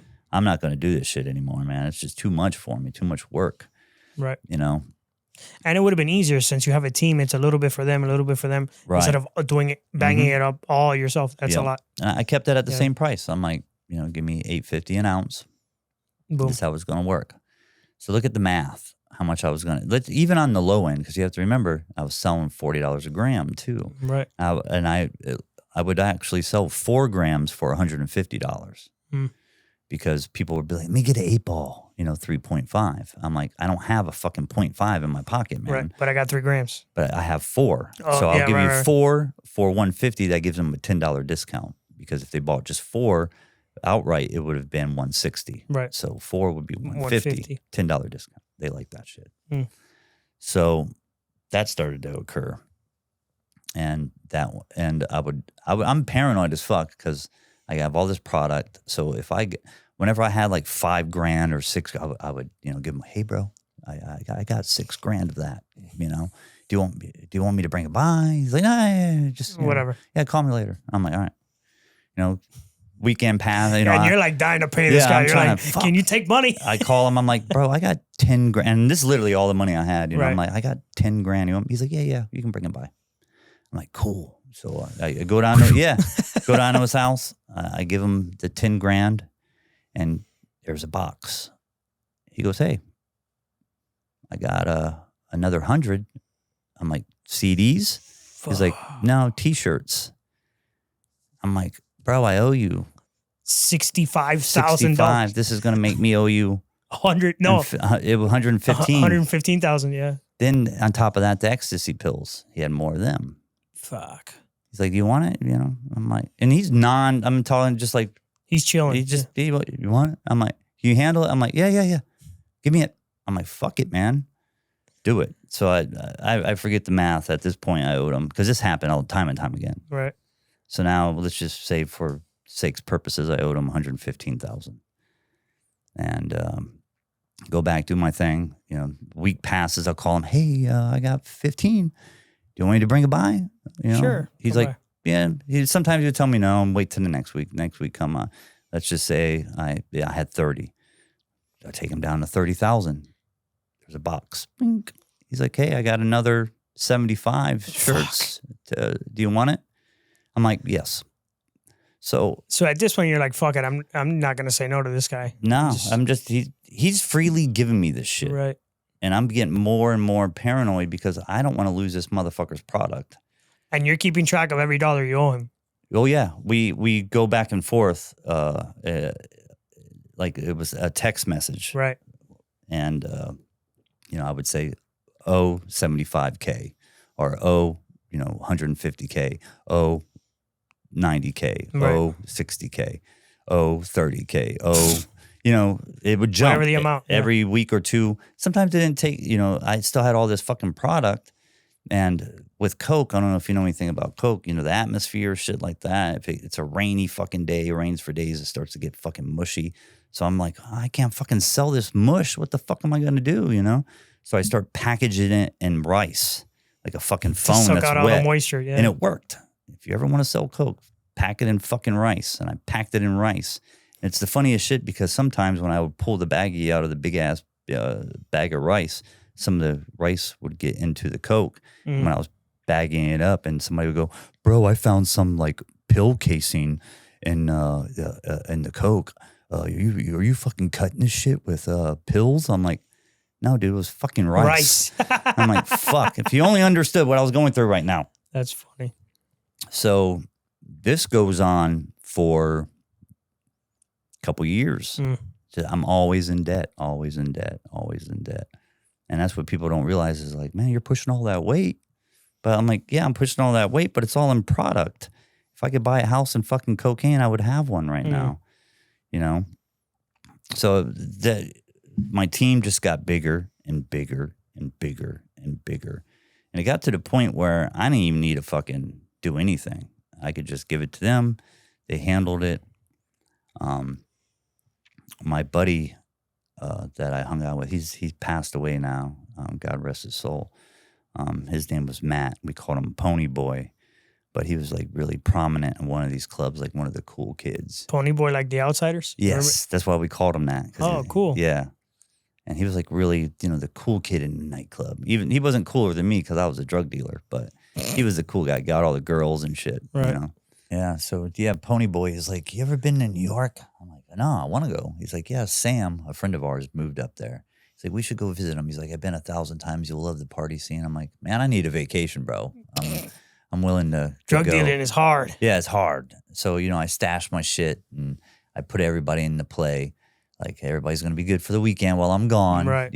I have some of my close confidants. At this point, I had an organization, bro. I had a team. How many people would you say combined that you had working for you? 30. 30 people selling drugs? Yeah, 20 to 30. Was it kind of like captains and then teams? Kind of well, like I that? didn't have it like structured like the mafia. They actually said something like that in newspapers, though. Okay. They called my organization the Society. I think they got it from Poet Society. I'm like, where the fuck are they getting this That's shit stupid, at? the Society. It was never called the Society, okay? They should have called it the Underground because you're the king of the That's Underground. right. Yeah, they should have. But Anyway, yeah, was it something like that where they had a crew? They had their own little crews? Yeah, basically. I had Okay. captains, you could say that. Yeah. Captains. And I had my close people that were with me. So I left, some product with them while I was gone. Everything was going to be Right. running into problems, call me. The clubs now, they just didn't give a fuck. Right. Bro. It I had was just- everybody on my team. It was the Wild everybody. West. It was the Wild Wild West in these clubs. And people that What do you? How much product are you moving on a weekly basis? I couldn't tell you. Ridiculous. Just It was just too much. At this point, it was too much. I couldn't tell. I couldn't give you a number. is it more than the 100 ounces he was giving you? Sometimes I could move that much. Other times it took me a little while to move it. There's no forecasting. Right. Drugs, man. I couldn't forecast it for you. But it's business is going well. Very well, too well. Okay. I'm just fucking pissing money like a motherfucker. Like I was fucking around with this other stripper, and she was like, this is back before Ubers and shit. Right. I'll tell you this quick story. And she would always complain how she couldn't get over to my house because she couldn't, she didn't have a car and taxis don't run that late. I'm like, stop. I went out and bought her a car. I was like, now you have no excuse. Oh my God. When I call you, you come. That's And great. that's true. It happened. And That's great. so anyways, we Go to New York. Yeah, we go to New York, and Matt, just kind of plugged into the New York scene out there. And he's like very New Yorky-ish kind of, he has a big fucking mohawk and just crazy, punk rock looking motherfucker, And back then I started to kind of shift my look to that as well. And we're just partying in New York. And if you've ever been to New York City and partied in their nightclubs, it's fucking unreal, man. And it just opened my eyes to like, this is a whole nother world. Mm. And, met some of the players out there in New York that were selling out of the clubs, and they were kind of doing the same thing I was doing. And, I started to do a little coke, but I wasn't like, on a daily basis, weekly basis. I would do it once in a while.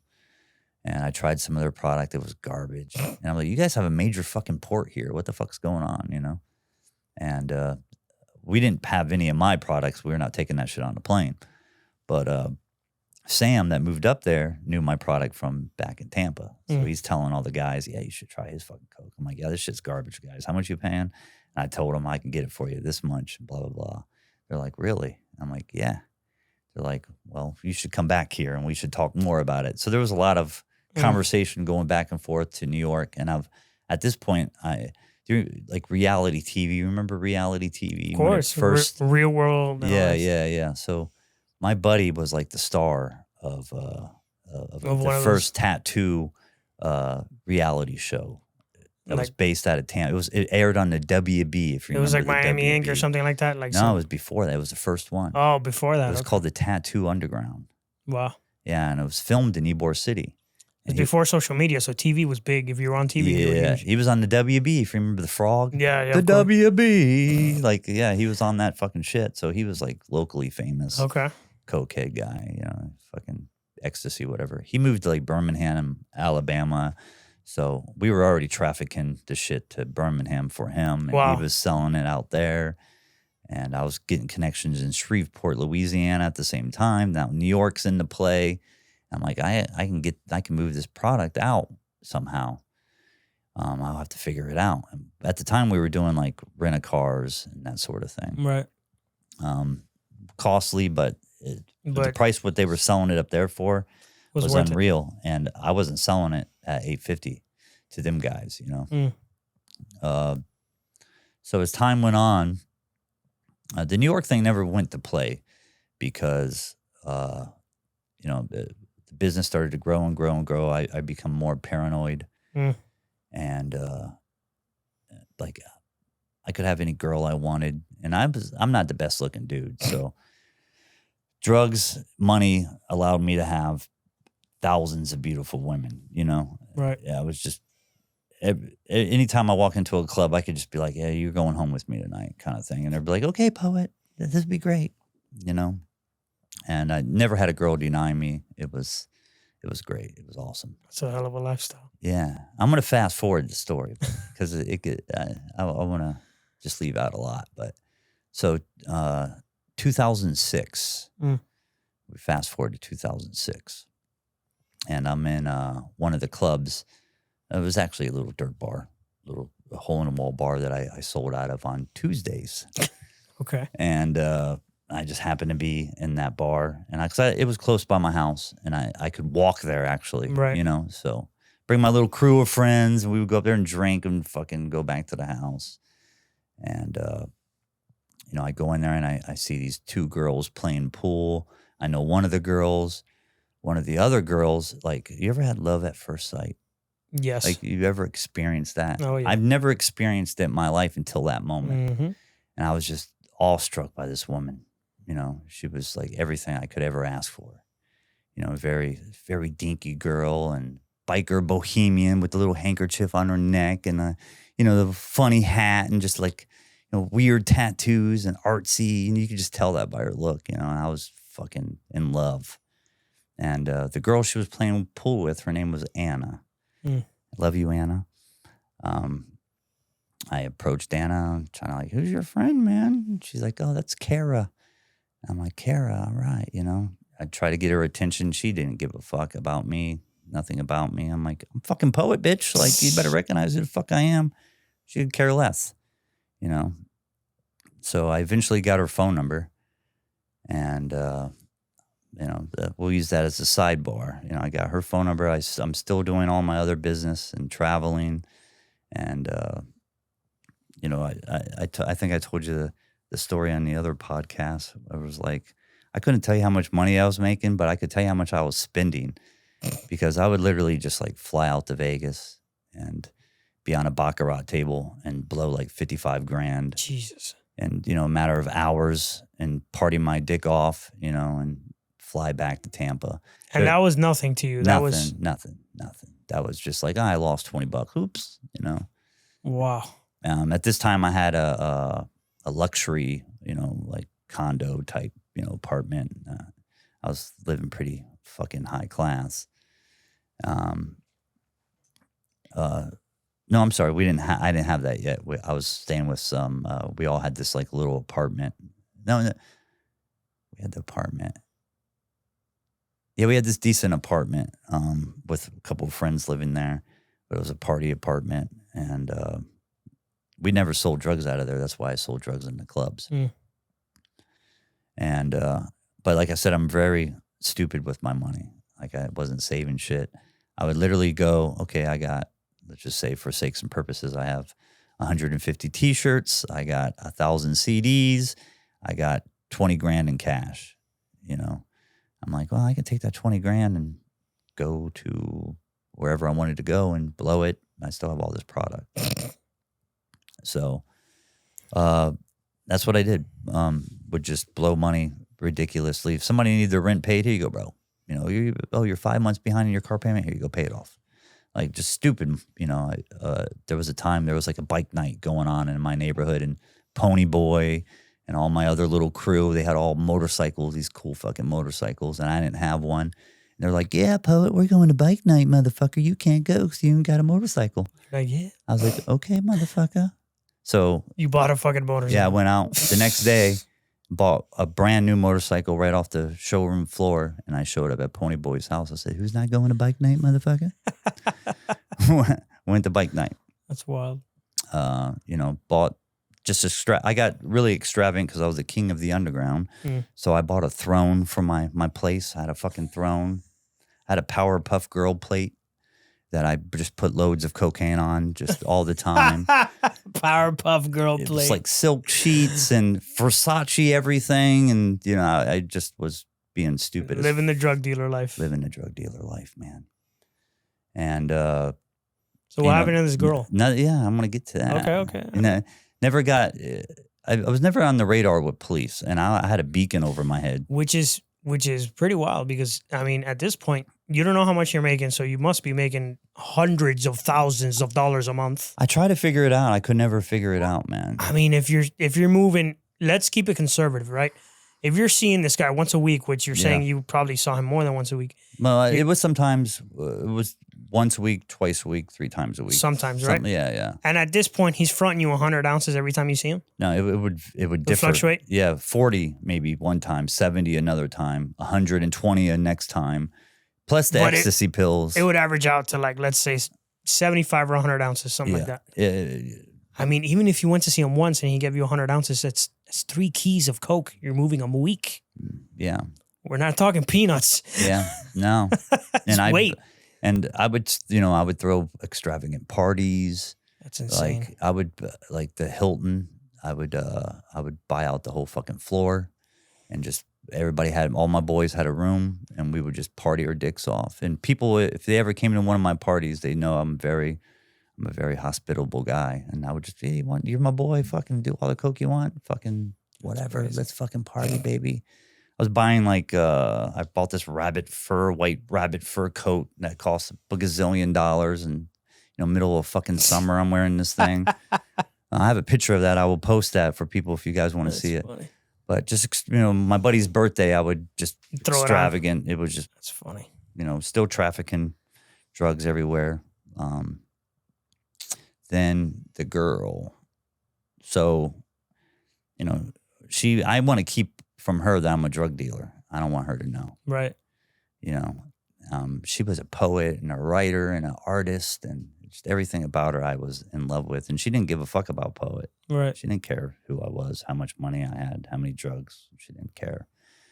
And we hit it off, and we started to do things that I never experienced in life, and I haven't never experienced it yet. I didn't say that right. Up until that point. Yeah, up until that point, and now I'm older that I never experienced it after that.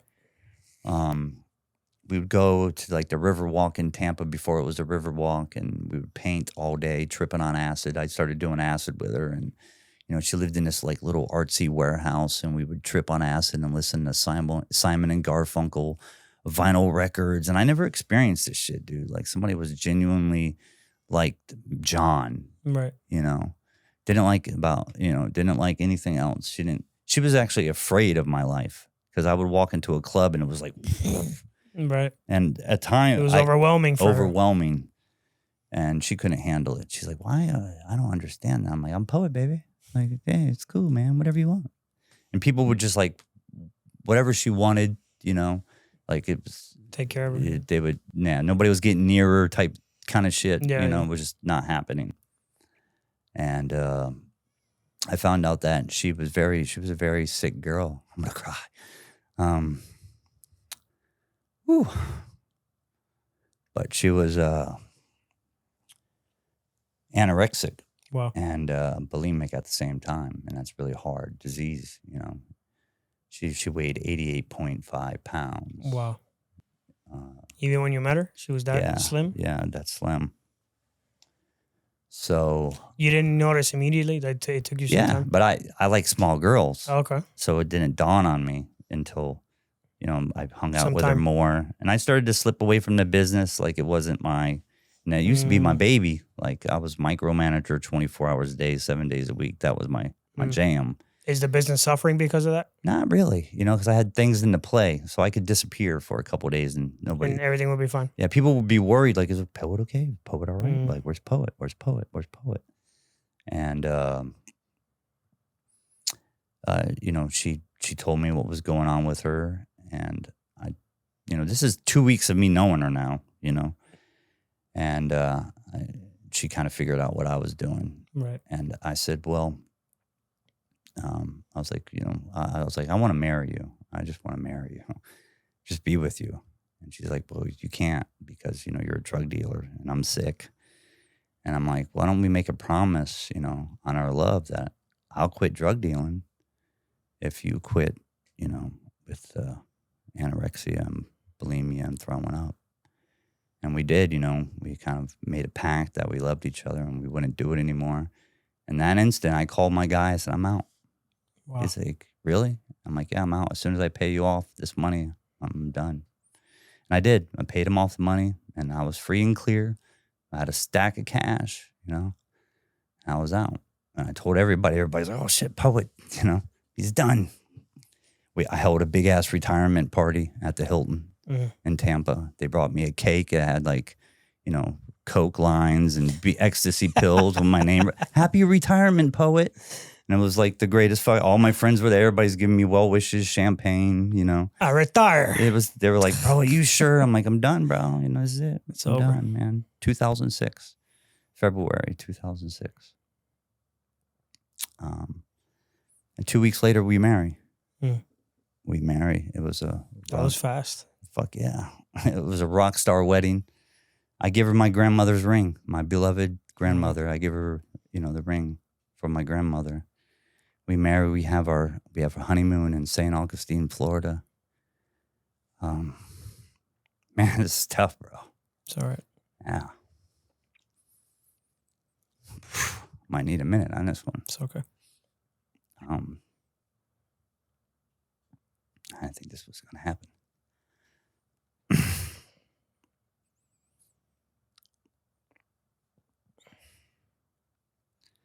Just a fairy tale type I can only imagine. honeymoon. We stayed in a castle in St. Augustine. If you know the Castle Garden Inn, we stayed there and bed and breakfast. And I had the horse-drawn carriage for her. And whatever she wanted, I wanted to take care of her, I never loved anybody like I loved her, ever. And I was out, man. I didn't sell anything. People would be calling me. I'm like, oh, dude, I'm done, man. Really, I was in deep with this. And, we came back to Tampa and we spent our days painting and writing poetry and just a beautiful fucking time, man. And there was one day we were like painting out on the back porch and I couldn't find her. I looking around the house and I walk into the bathroom and, she's hunched over throwing up. And my whole world just fell apart. Because I was like, man, you promised on our love, that this wasn't going to happen anymore. And my whole world was crushed. And I was so immature and just didn't know anything, and I fucking left her, I fucking left her, bro. And I shouldn't have, but I felt like that was the end. All this shit you told me was lies, I said, you don't want me to be a drug dealer? I'm going to be the baddest. You thought I was bad before? You haven't seen shit yet. And I had a little cash, I still had some drugs stashed away and money, and I went to a hotel and, I was doing as much coke as I could do and eating as many ecstasy pills as I could do. And I forgot in that time frame that her and I, this took 3 months, by the way, for this to happen. That's fast, man. Yeah, 3 months for this to happen. And Feels like a lifetime. I did. I can write a whole story about her and I, the adventures. We would make scrapbooks, and it was fucking great, dude. I'm very happy I experienced that in life. But Yeah, well, I wanted to destroy myself in that hotel room.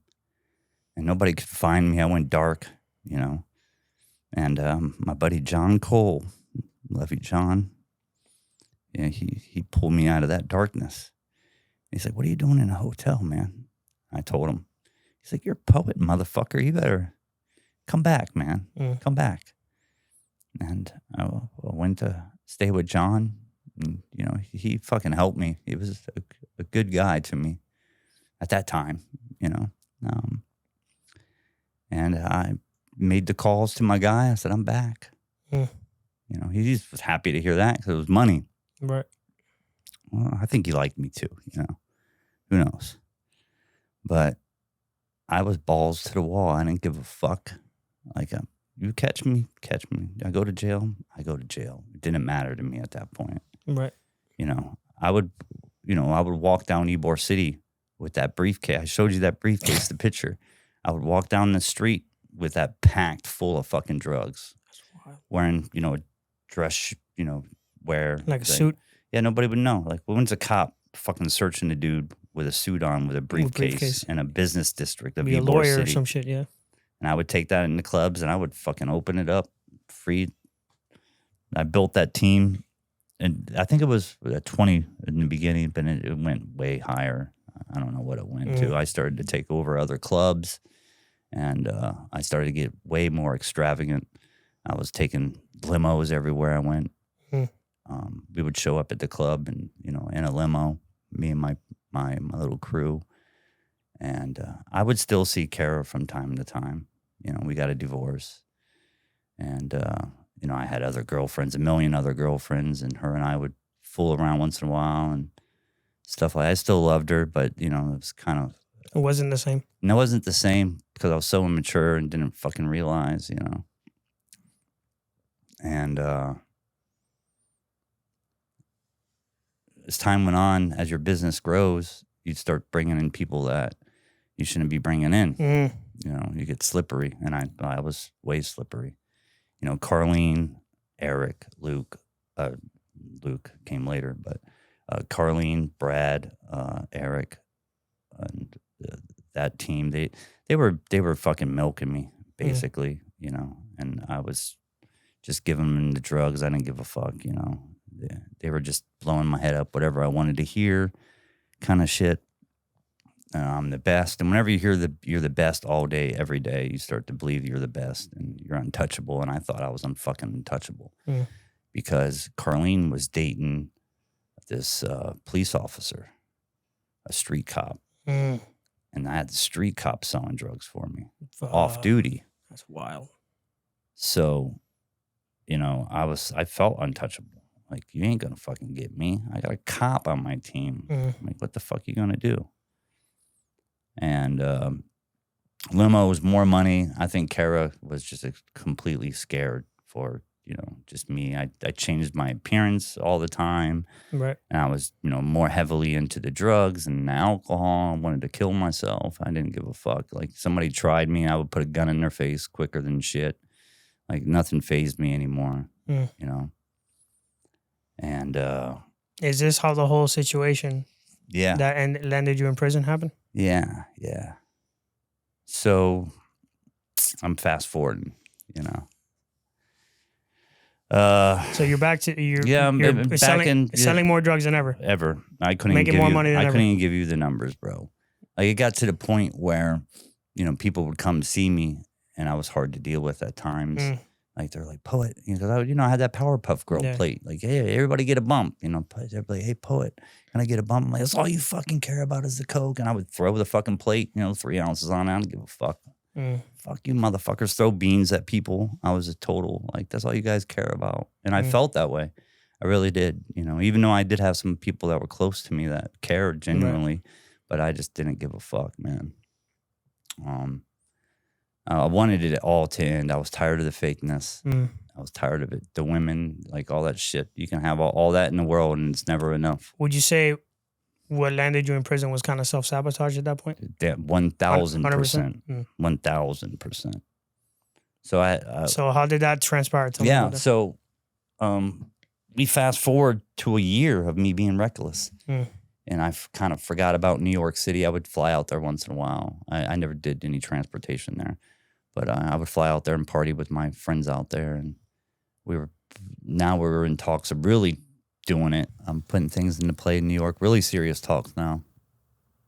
I had a business trip planned to go to New York for the weekend. And then I was flying out to Shreveport. I had some business dealings I had to do out there. So I was going to be gone like a week. And I wanted to collect all the money before I left from everybody so I could get everybody refueled, rocket ship, let's go kind of stuff. So the night or a couple nights before I left, I go to Carlene's house, and everybody that I mentioned, Carlene, except Brad, Eric, they all kind of lived in this house. And there was this kid that would always kind of float around. His name was Luke, and he ended up stealing some weed from Brad, and we kicked the shit out of Luke. I'm like, dude, don't bring this kid around. I'm just a really piece of shit kind of human being kind of guy. And they were like, yeah, we're not going to bring him around anymore. I'm like, listen, don't bring this guy around anymore. So I'm flying out to New York. So there's a house party going on, and kind of like my going away party kind of shit, gone for a week. And I get to the house, and I asked Carly, and I'm like, where's my money at? Let me get your fuel. I got to catch a flight here soon. And she said, there's a problem with that. I'm like, what do you mean there's a problem with that? Like, where's my fucking money? Where's my drugs? Like, what's going on? And she goes, well, it's gone. I'm like, well, who's in the house? And she told me, well, Eric was here. This other girl I was messing with lived there. A couple other people lived there. I'm like, they would never do that to me, first of all. I'm like, who else was here? And she goes, well, I got a small problem to tell you. Luke, right? I'm like, yeah, the guy we beat up because he stole Brad's weed. She goes, yeah, he's upstairs and he has a gun. Fuck. And I let him stay here for a couple of days, and I think that, he got your shit. I'm thinking, well, fuck, man. We just beat this kid up. He obviously wants to probably hurt me in some kind of way. He has a fucking gun. I don't have I used to carry a gun on me, but I was flying out, so I didn't bring it. So I was like, I got to get the gun from this guy. There's a house party going on at this time. I ended up getting the gun from him. I brought him downstairs, and I started to question him. It was a 5-shot revolver, snub nose. He's denying everything, of course. And I'm just getting more irritated with him denying it. And I'm like, all right, you're going to fucking die today, bro. Can't come up with my shit. So I told Brad to, get his car ready. So I jumped in the passenger seat. Brad was the driver. Carlene got in the back seat. Luke had a truck. Luke got in the passenger seat of his truck. Eric was a driver of his truck.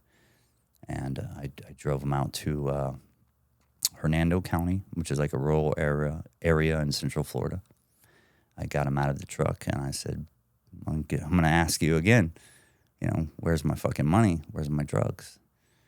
And kept on denying it. And 5-shot revolver, I lit the truck up with him inside of it. And I struck him once in the shoulder. That bullet went into his lung. Once that happened, Eric grabbed a gas can out the back of back of his truck, doused the whole truck with gasoline, and lit it on fire with him inside of it. He survived? Yeah. We all jump in my vehicle, or the vehicle, Brad's vehicle. We drive away. I look in the rearview mirror, and I see this ball of flames come out of the car. He's on fire, man. That's some shit out of a movie. Yeah. What's going through your head as you're driving away? Well, as soon as I pulled that trigger, like everything, like my whole bubble bursted. Like, oh, you're fucked. You're not untouchable. You're over is what you are. And so you knew, like, right in that instant, you knew the hammer was gonna come down. Like, yeah, hard. I don't give a fuck how many connections I had. It was fucking done. All the hanging out with fucking movie stars and rock stars, and I had a lot of them friends too. That shit was over. It was over. all over in that instant.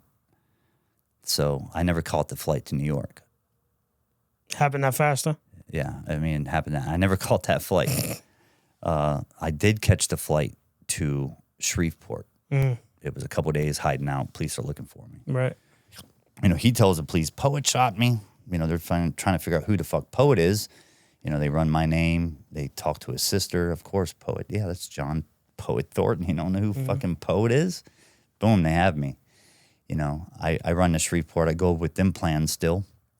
Is there like an arrest warrant out for you at this point? Oh, yeah. Hell yeah. Fucking manhunt going on. It's big news everywhere. Right. Everybody's freaked out back home. My mom learned about it on the news. I went totally dark. But before that happened, I'm sorry, I have to go back to a valid point. I pulled the trigger, shot him. It was early morning. The next day, I owed my plug some money. Right. But the finale on some money I owed him. So I went. He didn't know at this point. I went to go see him. I didn't tell him. I gave him the money I owed him. He tried to give me another, whatever it was. I'm like, no, I'm catching a flight. We'll do it when we get back. Yeah, we'll do it when we get back.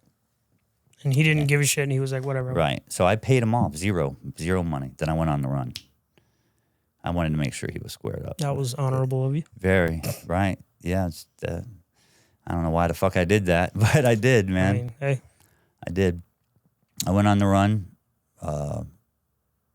Eric, I had a lot of drugs stashed away.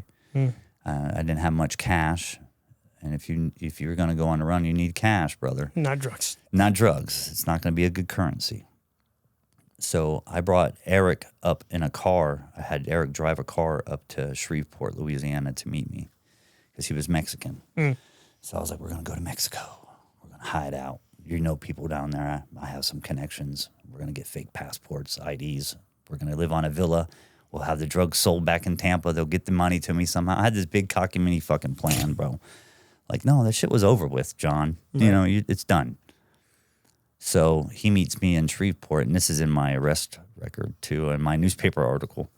He meets me there, and I'm telling him the plan, how we're going to do this, and we get drunk in the casino, and he has second thoughts, and he's like, I don't want to do this. I'm like, oh, you fucking coward, motherfucker! Come on, dude, what the fuck, And it dawned on me what I did, but I don't want to know, kind of shit, right. And we end up getting into an argument. He leaves the casino. When he leaves the casino, he gets picked up for drunk and disorderly.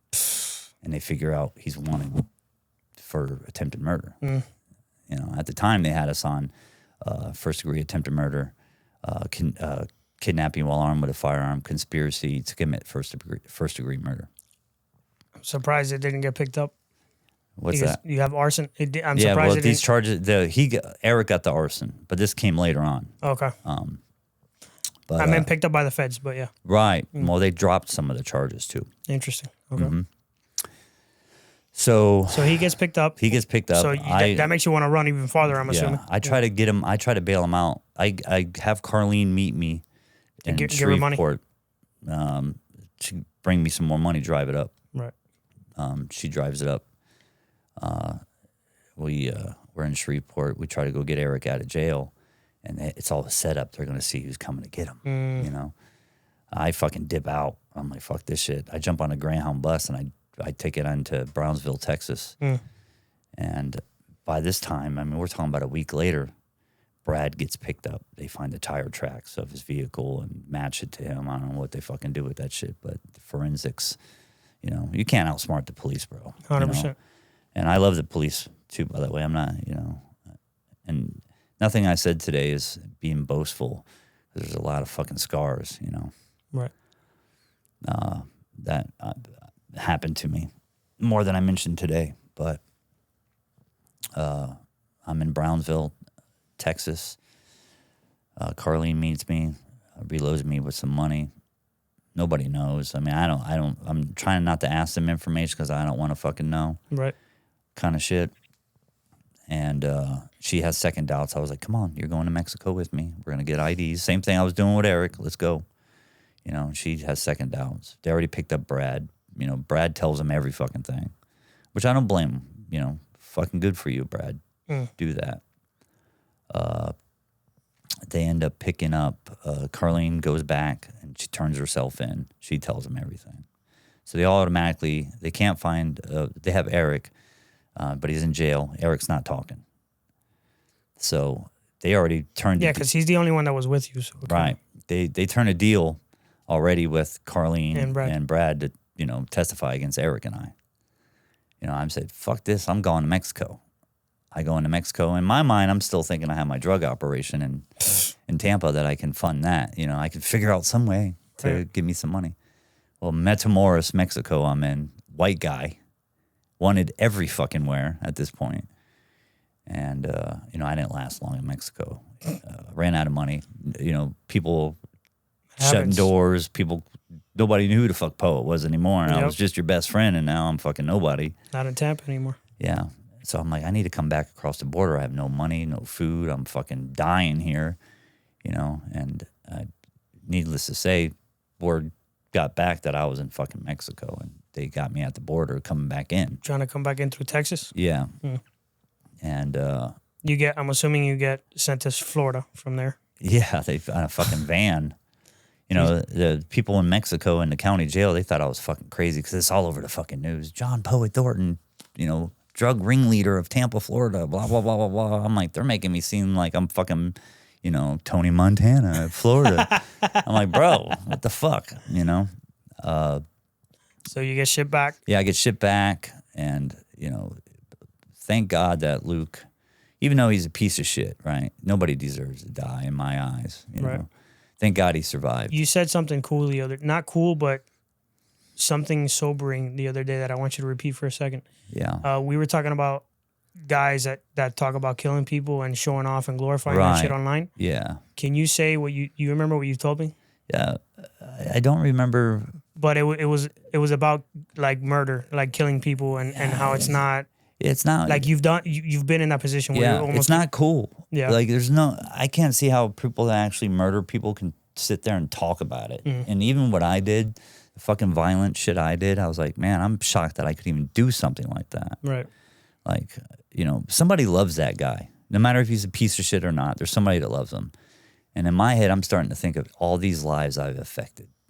I affected Luke's life, definitely. His, whatever, I affected Eric, Carlene, Brad, everybody that was involved. And it just I've started to think I'm a real piece of shit. Selfish piece of shit, man. Who the fuck am I? I look in a mirror and I don't know who's looking back, man. Like, what the fuck? I'm totally disgusted with myself, bro. So I was like, in my head, I'm like, 25 years, I'll do 25. I deserve 25. Fuck it. I'm the only probably one that will ever sit in this chair and say they deserve the time. I was like, I'll do whatever it. time you got. Yeah, I'll do it, man.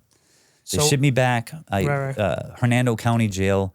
I go through the processing, and Eric and I actually were traveling in the van together, going back to Hernando County. And I tell Eric in the van, I said, bro. But they let you be together after? Oh no, because Eric's the only one who didn't snitch. You're right. Okay, well, never mind. He snitches when he get. I don't even want to call it snitching because I tell him in the van when I was like, well, whatever. They cooperated. Yeah. Right. I was like, tell him whatever, Eric. I don't care. Yeah. Like, I don't give a fuck, man. Tell him what you got to tell him. It's an interesting reaction. Yeah, it was, man, because I knew that I created this fucking monster, bro. I don't want this monster anymore. Yeah, you don't want this monster to hurt. I was fucking ashamed, bro. Yeah. I get to the Hernando County Jail, the investigators, they meet with me, and I tell them straight up, yeah, I shot him. I told them the whole fucking thing, And they're like, well, they got you. You're going life in prison, buddy. And I'm like, we're going to get you ready for the death penalty because he hasn't pulled out of coma yet. Wow. I'm like, oh, fuck. I was thinking I was going for life. Right. So they put me in a cell. So luckily he didn't die, so it became attempted murder. Right. They put me in a two-man cell in a pod, the pod. And guess who my fucking cellmate is? Nick. Right whenever I go in the cell, he's like, crazy. Poet, bitch. That's crazy. I'm like, motherfucker, I can't escape your ass. And he's like, that's the guy I was telling you about. That's the guy. Poet, This guy. Poet. All of I'm a like, sudden, you're poet again. I'm poet again. Isn't that crazy? And they want me to tell the story. Tell them the time you did. Oh my God. Remember that time? Just when you're kind of becoming a human again and you don't want to deal with that shit anymore. Exactly. That's funny. And he followed me throughout fucking prison. Your whole 10 years? No, some of it, like that story later on. Yeah. But he gets sent to prison before I do, and I end up at the same fucking prison at him. I'm coming out of the prison bus. He's like, poet, bitch. He worked in the kitchen, and there he is in the fucking Sally Port. I'm like, can't get away from this motherfucker, man. So the whole prison knows, that's poet. That's the guy. That's the guy. That's the guy. I'm like, fuck, man. Poet, this has been fucking sick. Yeah. We are doing a part 2. Okay. If you want, come back next week. I'll pay for your hotel again. I'm at Matt Cox next week. The week after. Fuck it. Yeah, that's do it. cool. Yeah. We have to do, because I want to get into the prison part of your story. We haven't even touched that. Yeah. We've been recording for fucking like 2 hours, man. This is sick. This Jesus is awesome. Christ. This is fucking sick, man. All right, part 2 coming soon. Part 2 is I have coming. to tell you about, my times with Boston George Young. Did that oh, shit. Was that before or after prison? That was after. Him and I became great friends. They made the movie Blow. So we'll pick it up from when prison and Nick. When you bump into Nick in prison, we'll talk about your bid. We'll talk about Florida State Prison. Yeah. And then we'll talk about Boston George. Yeah. All right? Yep. Sounds great, man. Thank you for having me. No, of course. I can't wait to have you back Thanks again. for hearing my story and me getting emotional. It's all right. Don't think I'm soft, people. I have a heart, all right? All righty, guys. That was another episode of Honor Among Thieves. Push it to the limit. The world is yours. If you're not chasing a dream, life is meaningless, guys. Yeah. Catch you on the next one. Peace. Say goodnight to the bad guy. So say goodnight to the bad guy. You looking at the bad guy. This the last time that you ever see a bad guy like me. You don't have the guts to be who you wanna be.